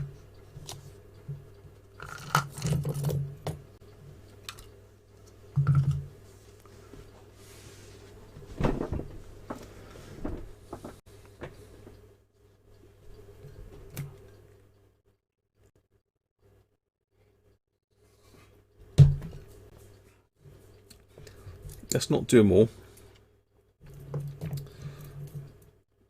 Let's do a couple of each. Everybody's favourite flavour, TCC Alka Mode. Lovely. We'll not be blowing them up today, George. Sorry to spoil your fun, but there's no blowing up today.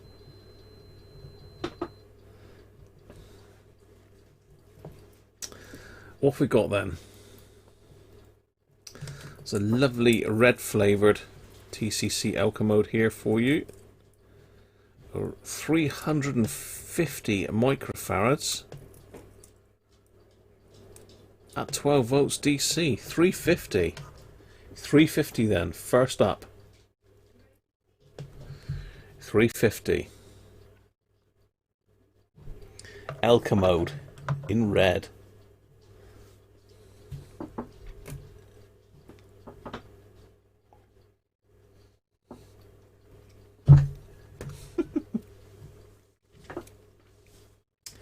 $3.50.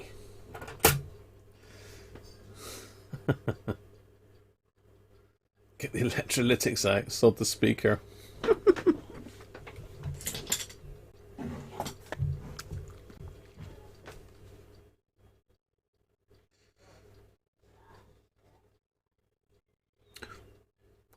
Keep guessing then. I've got a voicemail, so hang on. I'm just going to pause this one.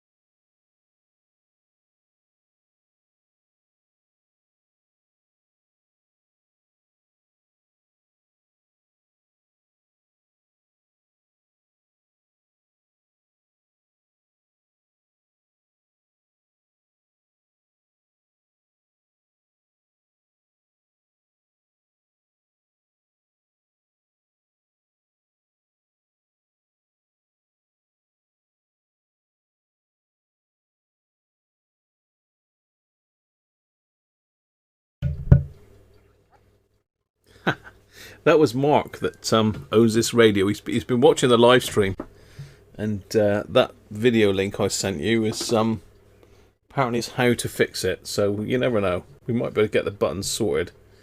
That could be a lot of the problem, possibly. I don't know. Anyway, what we're going for? Well, some's going really low. Some are going for 200. 506 George. Yeah, you know. Could well be up there, or higher even. 550 for Benji, 570 for Keith. Phil's going 501. Tony 487. It is an Elka mode though. It's looking in good nick though. Here we go then. We ready? We ready? Eyes down. Final orders, last orders.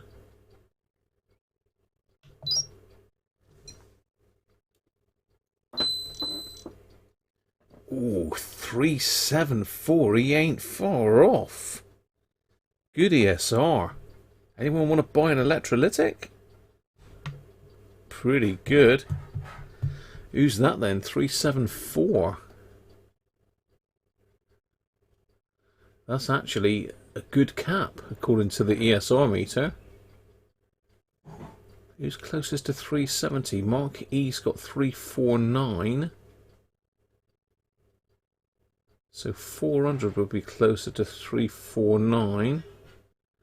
You didn't, RV. Mark E had 349. So it was Mark, I think. Wow, what do you know? Shall we have a black one? 100 microfarads then. 100. There you go, Phil. 100. Or 100.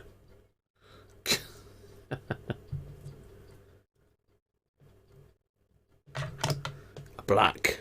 Elka mode. 100.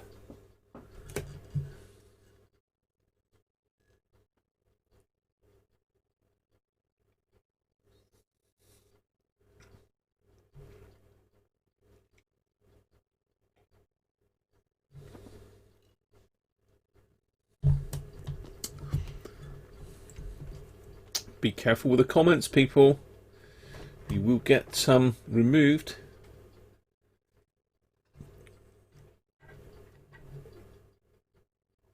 So what do you think? 100 microfarads.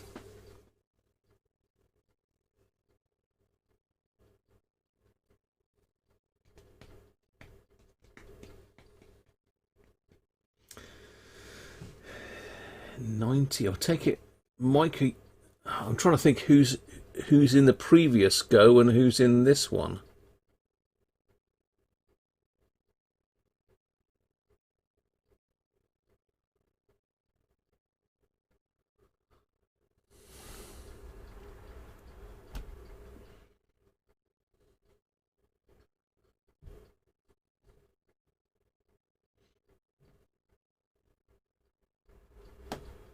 I think I got it, yeah. Okay.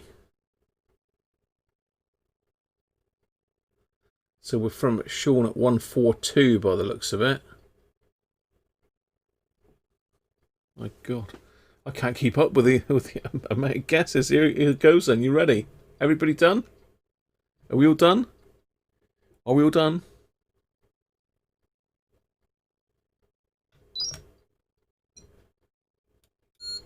Ooh. Ooh. Wouldn't have known that, would you? Mental ESR. 25.32 microfarads. Come on. Here we got John Cunningham at 77. Anything lower than 77?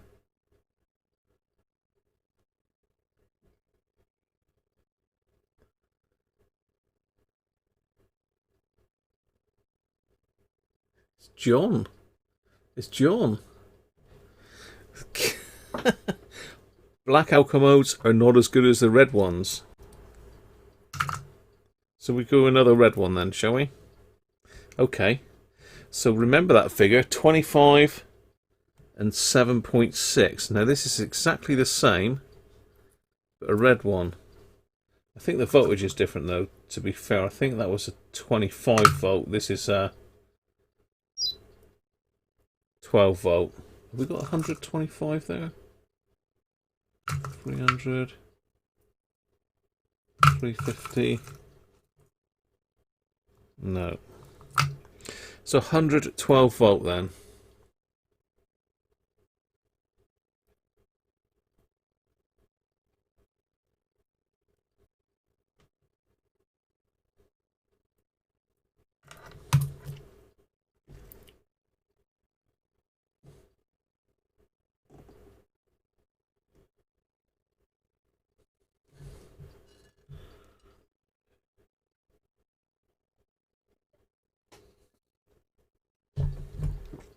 Ah, you're going low again now, are you? So you think it could be the same? Some are going high. Mike's gone 250. Everyone else is going low. 199. You'll go for it, Keith. Come on, you'll get it in a minute. You'll get it in a minute, Keith.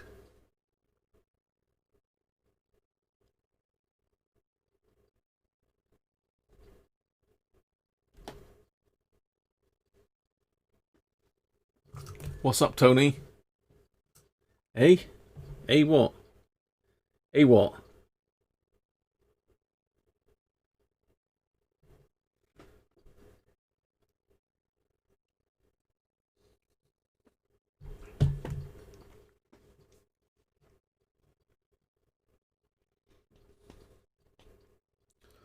Oh, Harvey's gone mega low. 33. What was the last one again? I forgot already.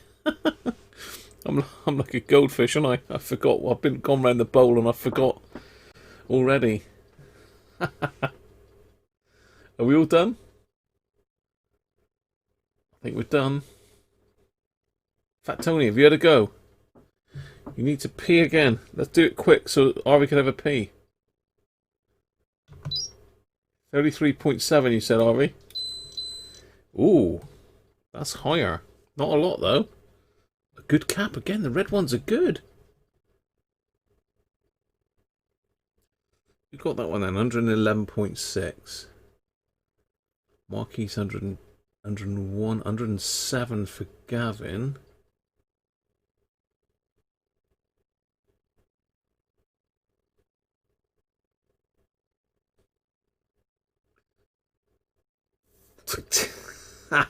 No, I don't think so.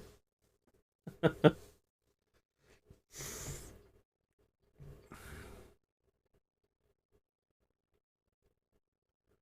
think it's Gavin, isn't it? With his 107.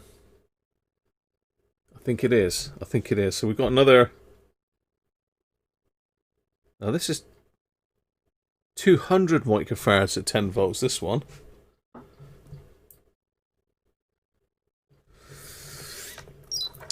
$200.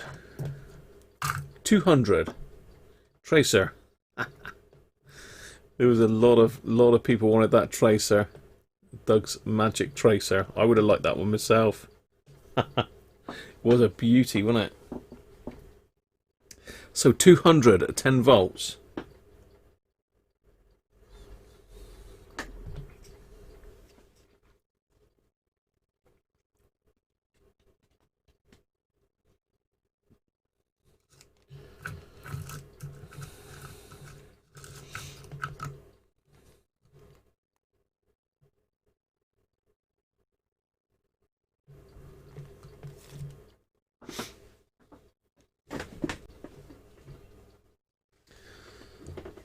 So keep guessing it. I'm just going to go and get some. See if I've got a replacement switch for this R707.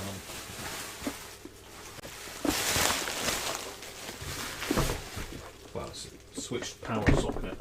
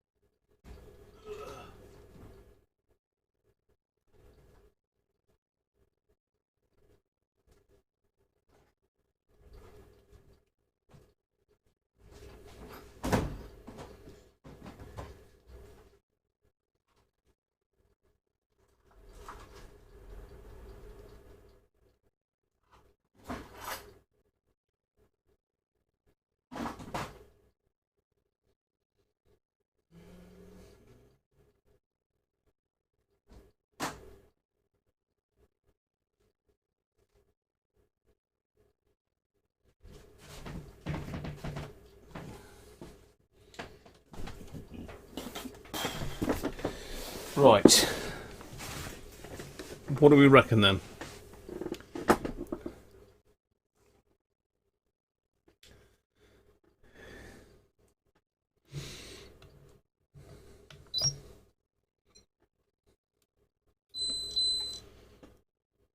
That one's not bad. 246.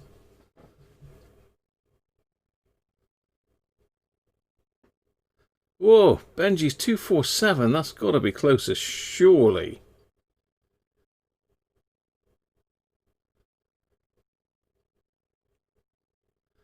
Benji's bang on the button. We're not exploding anything today. That was just a quick one-offer, that was. That's Benji. Got to be Benji. You were close to the ESR, Brett. Let's just do... We'll do a couple more then, look. Being I haven't got a switch.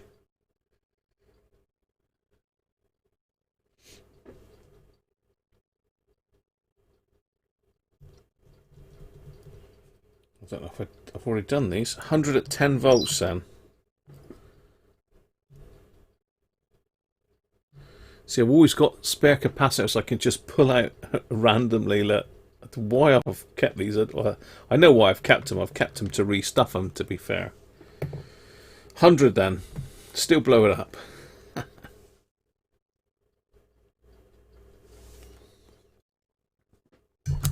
If I'm blowing up caps, I need to rig up some sort of device to do it a little bit safer than I did last time, to be fair. Because although I contained it in the glass when I blew it up, it did give that glass a hell of a whack. So I was lucky it didn't break the glass, to be honest. So I'm not going to chance that again. So I've got to find a power switch for an R707. And I've also got to find a speaker for one, so I'm going to have to go hunting high and low up the loft. I have got a couple over there I could possibly grab one out of. But, end of the day, the speaker will be whatever speaker I can find. Let me just have a look at this one. Because this is the one I sent Mark originally. It was a bit rusty, so I wasn't overly happy at sending it. But he said it doesn't matter about the rust. He said it was damaged, so let's have a look. It wasn't damaged when I sent it. I'm just wondering whether the postie had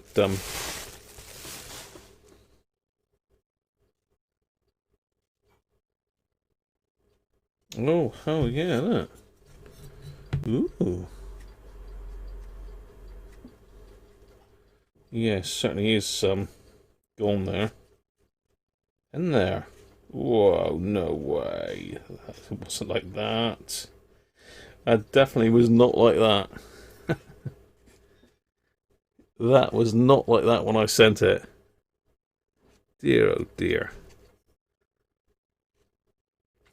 Well, I say I can tissue paper fix that one, so I'll keep that as a spare. But yeah, it wasn't like that when I sent it. It was all in one piece because I checked it before it went. But yeah, that's got ripped in the post. That has. It's nice of him, isn't it? I did wrap it up well as well. I put it in a cardboard wrapper so it couldn't get damaged. Oh well. What are we saying then? 100? Blow it up in the beer bottle.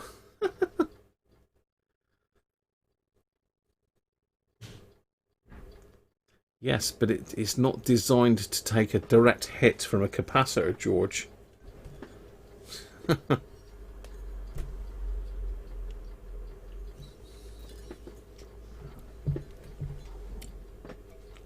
What we need is some sort of perspex box built up. Like a square or round perspex box, a fairly thick perspex. And a little hole to put them in. And seal that up with a bit of tape or something. And then we're good to go. We can see it happening. So you know. A little contact cement will fix that tear. What, like an Evo stick type stuff you mean, Doug, yeah? Pop the cone. You guys are animals. What do we think then? Are we done on the 100? Let's go for it. Let's have a look. Ooh, it didn't like that much. 166.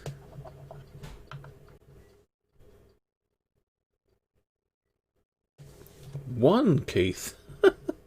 166. Who's closest to that? 157, Derek. That's close. Mike 150.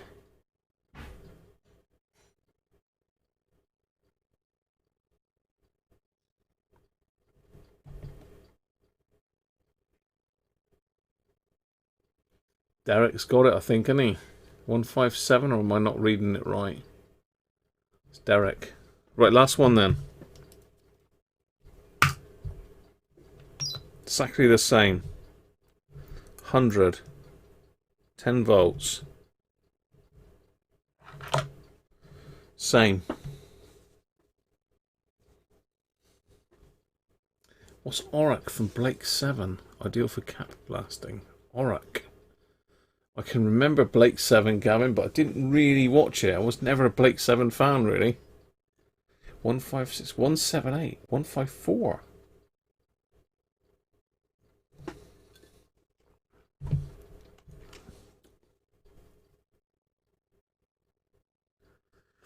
You use the stuff they stick the baseboard trim on drywall. It dries flexible. Yeah, I mean, what I tend to do, Doug, is I use PVA and some tissue paper, so I'll water down the PVA a bit and put some tissue paper on it, and then just paintbrush the little grooves in. So just make sure the tissue paper sits in all grooves, and that works really well.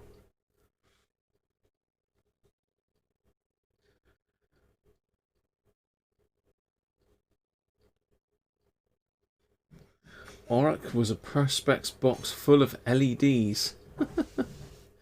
Go on, Graham. What do you mean, Derek?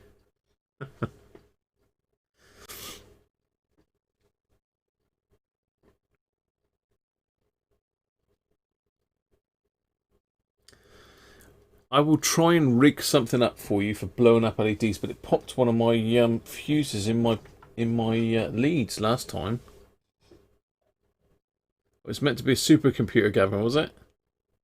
Right.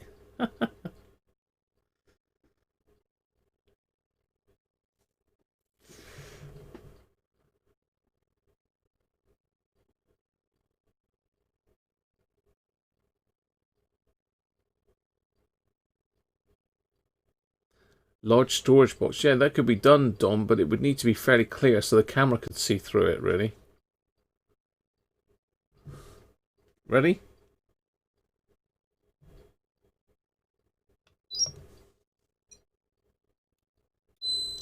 Oh, high ESR on that one. 169. Well, Keith's 166. 3 out. Can't get closer than that, surely, can we?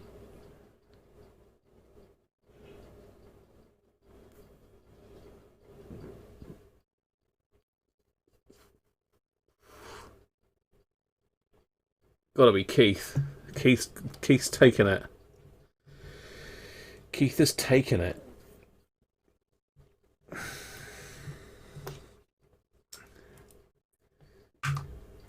Philip Schofield's cube. There you are. I've got more boxes of old caps up there, so they're the ones I sort of keep for restuffing, so. There you go, there's your cap roulette for the day, your cap bingo. So yeah, we need to get another one of these. And we need to replace the speaker. So we'll have a quick look. We'll have a quick look at the R707, and then I'm going to call it a day, people. So let's dig it out. I do like a nice R707. I've got loads and loads of orders in for R707s. You wouldn't believe it. I've probably got about 5 or 6 people that want R707s. I've got them. But I need to prioritise the stuff I've already got in, to be fair.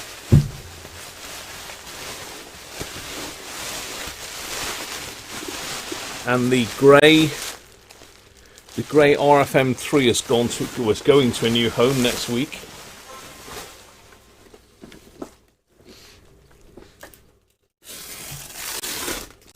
I think this is Mark's Pride and Joy, and this looks like a later version as well. It's got the coarse grained leather cloth on it. Nice. Let's sort this camera out.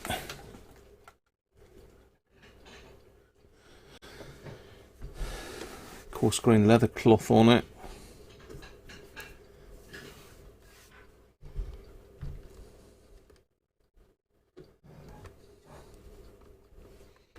Original area, yes, a nice example of a later version. That grill is absolutely, well, it's got a couple of little dinks in it, but not that you can see unless you look right down it. Very nice. So I take it this is the one with the missing power units, and this is the one that needs a new speaker. Yeah, so it looks like the speaker's been repaired before, so it's just been... Power socket's just been bridged out. 02 module as well, look. So that's one of the later modules with the AF125s, etc. in it. And it's got the later output transistors with the heat sinks already built into them. So yeah, this is definitely a later model. Serial number 76824. 76824. So Mark says nothing needs doing to this one, although that's lucky, look. You see that?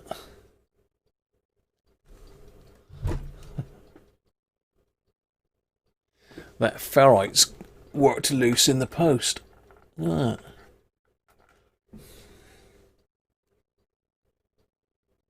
It's lucky that didn't break.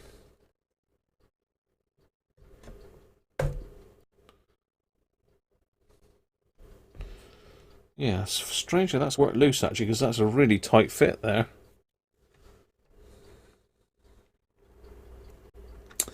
Okay, so we need to replace a speaker. And we need a new power socket. So that's a pretty easy fix, that one. The thing that's not an easy fix, I don't think, is that little Panasonic or National radio. You off, Mike? Cheers, mate. Thanks very much. Thanks for the super chats again, Mike. Much appreciated, mate.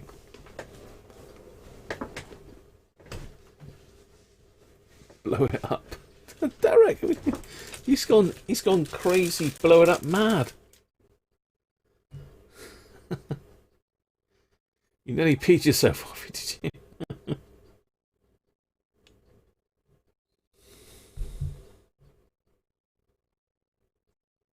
You got 2 R707s, George, have you?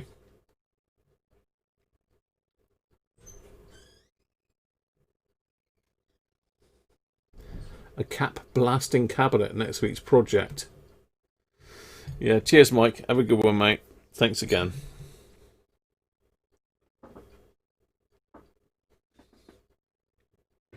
That's a nice pint of gel, that. This is the problem. It's not the same as it being on draft, is it, in the pub? You know, we've got the pub is gone. We have no pubs. You can't just nip down to your local and have a pint of real ale now. It's all in bottles. It ain't the same. Though bottled beer is nice, you can't beat draft. Provided it's kept well. That is. You off, John, as well, are you? Cheers, mate. It's a beauty, isn't it? Live stream from the pub. There is no pub, George. That's a nice radio. I mean, I love this coarse grain leather cloth on these. I really like that finish. Really like that. It's a lovely looking radio, so I shall see what I can do. See if we can find a decent speaker for Mark, and I could definitely be able to get him a power socket. I'm surprised I haven't got one to hand, to be honest. But you know, there's a beauty.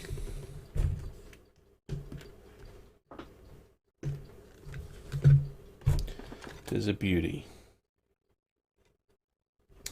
Shall we fire her up? Shall we stick some juice on her? See if she works? Let's do that in a minute then. I'm going to knock it on the head then. It's getting close to 6. It's a 12-volt radio.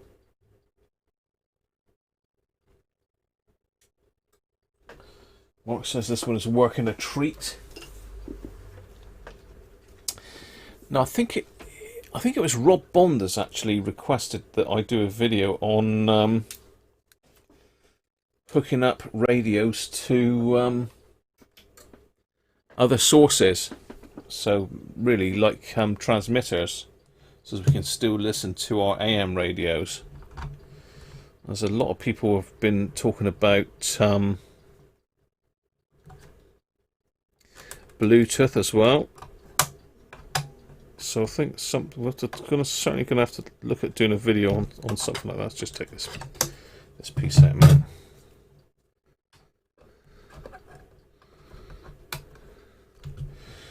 Right, let's see if this one works. Well, I'm sure it does work. Let's just zoom out a little bit. Here we go.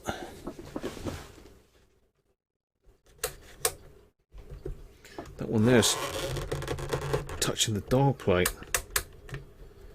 There's a little spacer or something in that, and the little chrome ring is loose, look. To pop that back on with a bit of silicone. Right, fire in the hole.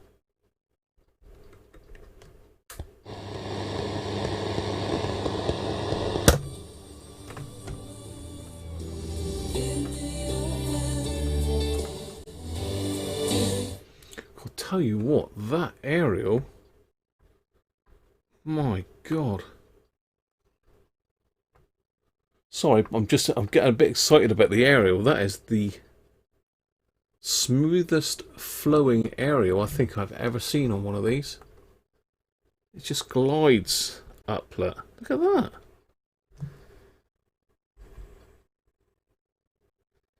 Whoa. Well, the last bit's a bit crunchy, but you know, that's a nice area, right? A big thank you to the NHS really for looking after him and for everybody else around the country. Making a difference in Devon, and here on BBC Radio Devon.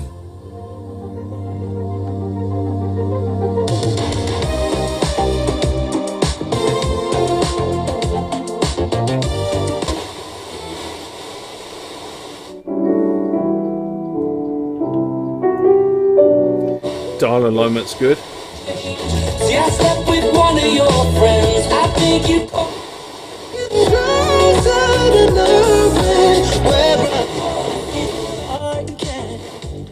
take us 250 miles up above for a bit of a chat. So what next for Dr. Sullivan, now that she's notched up another entry in the record books? She said a couple of years back to one reporter she'd like to go to Mars. So you're not getting the full effect of the radio because I haven't got the back door pushed up. But if I shut the back door, then no pun intended. If I shut the back door, then the sound will be a lot better. But well, not a lot better, but it will be better. Former astronaut and friend Charlie Bolden agrees. Yeah. If she decides she wants to do it, she can do it. So you're not betting against Kathy Sullivan being the first woman on Mars? No way. I wouldn't bet against Kathy Sullivan being the first woman to do anything.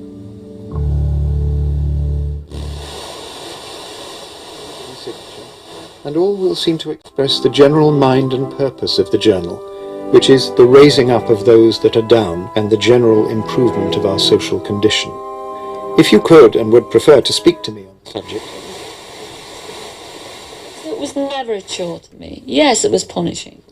But at the end of the day, my reward was that applause and that standing ovation at the end of the show. Can't beat that. Here's Cilla Black. Buried in the bowels of the BBC's archives for nearly 40 years, Cilla's interpretation of The In Crowd, originally broadcast from Blackpool's Jubilee Theatre in August 1966. I was 5. I'm in with the In Crowd, and I know everything. Gotta love a bit of Cilla.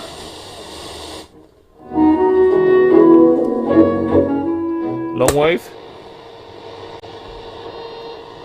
Becoming variable 2 to 4, where German bite, maybe 4 or 5, becoming variable 2 to 4.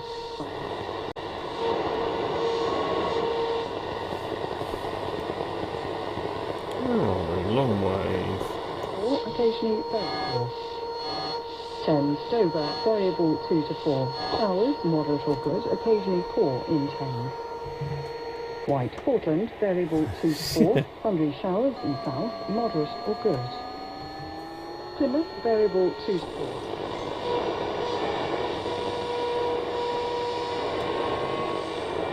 Cheers, Obi. Been a Laura laughs. Near 6 and east, rain or thundery showers, good. Medium wave.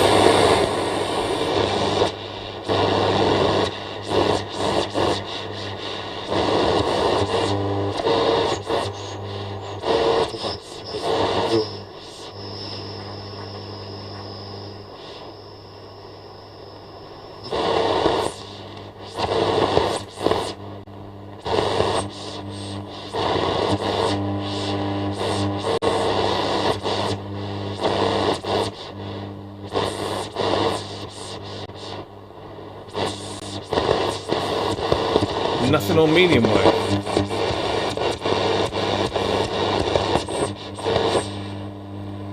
So something's either wiping out medium wave or it hasn't got any medium wave. Yeah, the speaker has been repaired. Speaker's been repaired, Doug. Right, where's the long medium wave coil over there?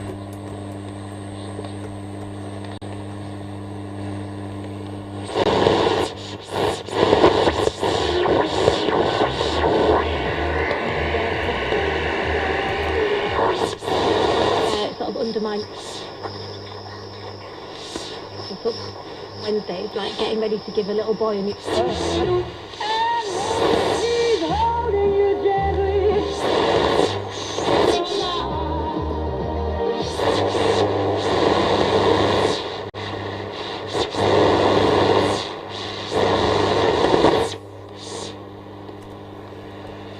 Something's really interfering with that in here. I don't know what that is.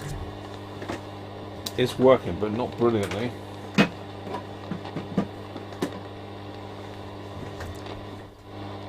I don't think it's the light.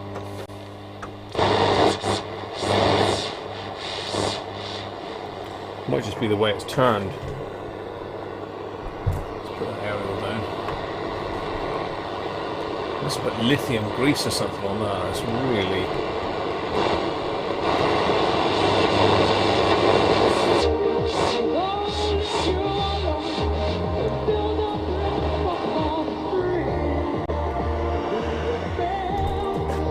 Copyright.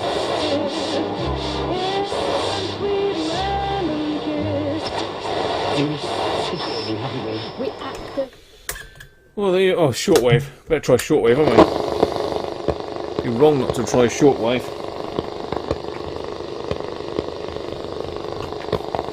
So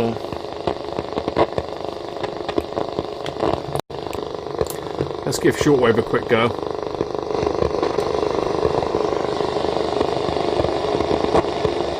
.49 meter band, I think, on this one, isn't it?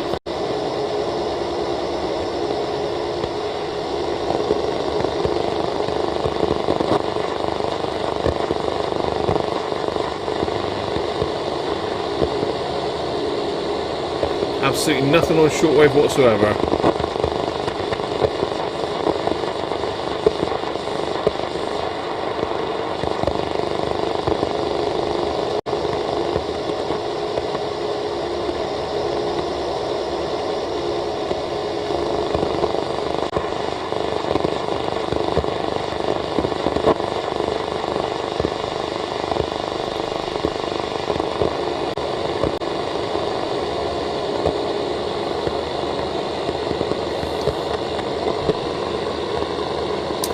Yeah, that's, well, 49 to 41 meter band.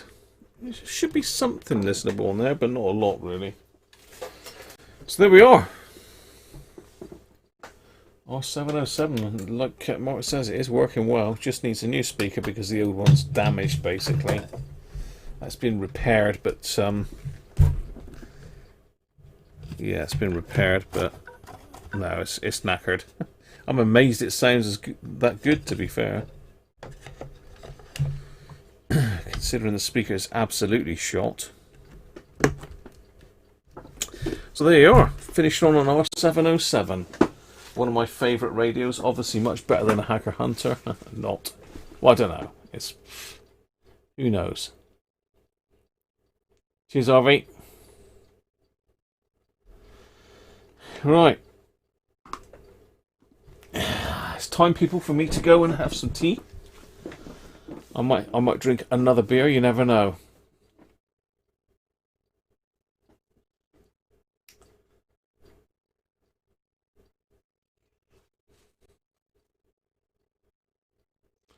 Yeah, it's got more tonal range, I think, Brett, isn't it?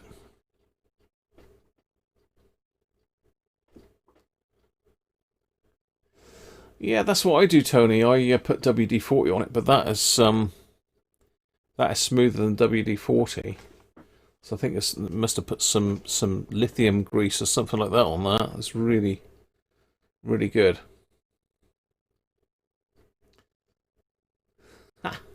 The old Hunter R707 debate again. You had a B77, Gavin. What was that? Oh, Revox. Okay.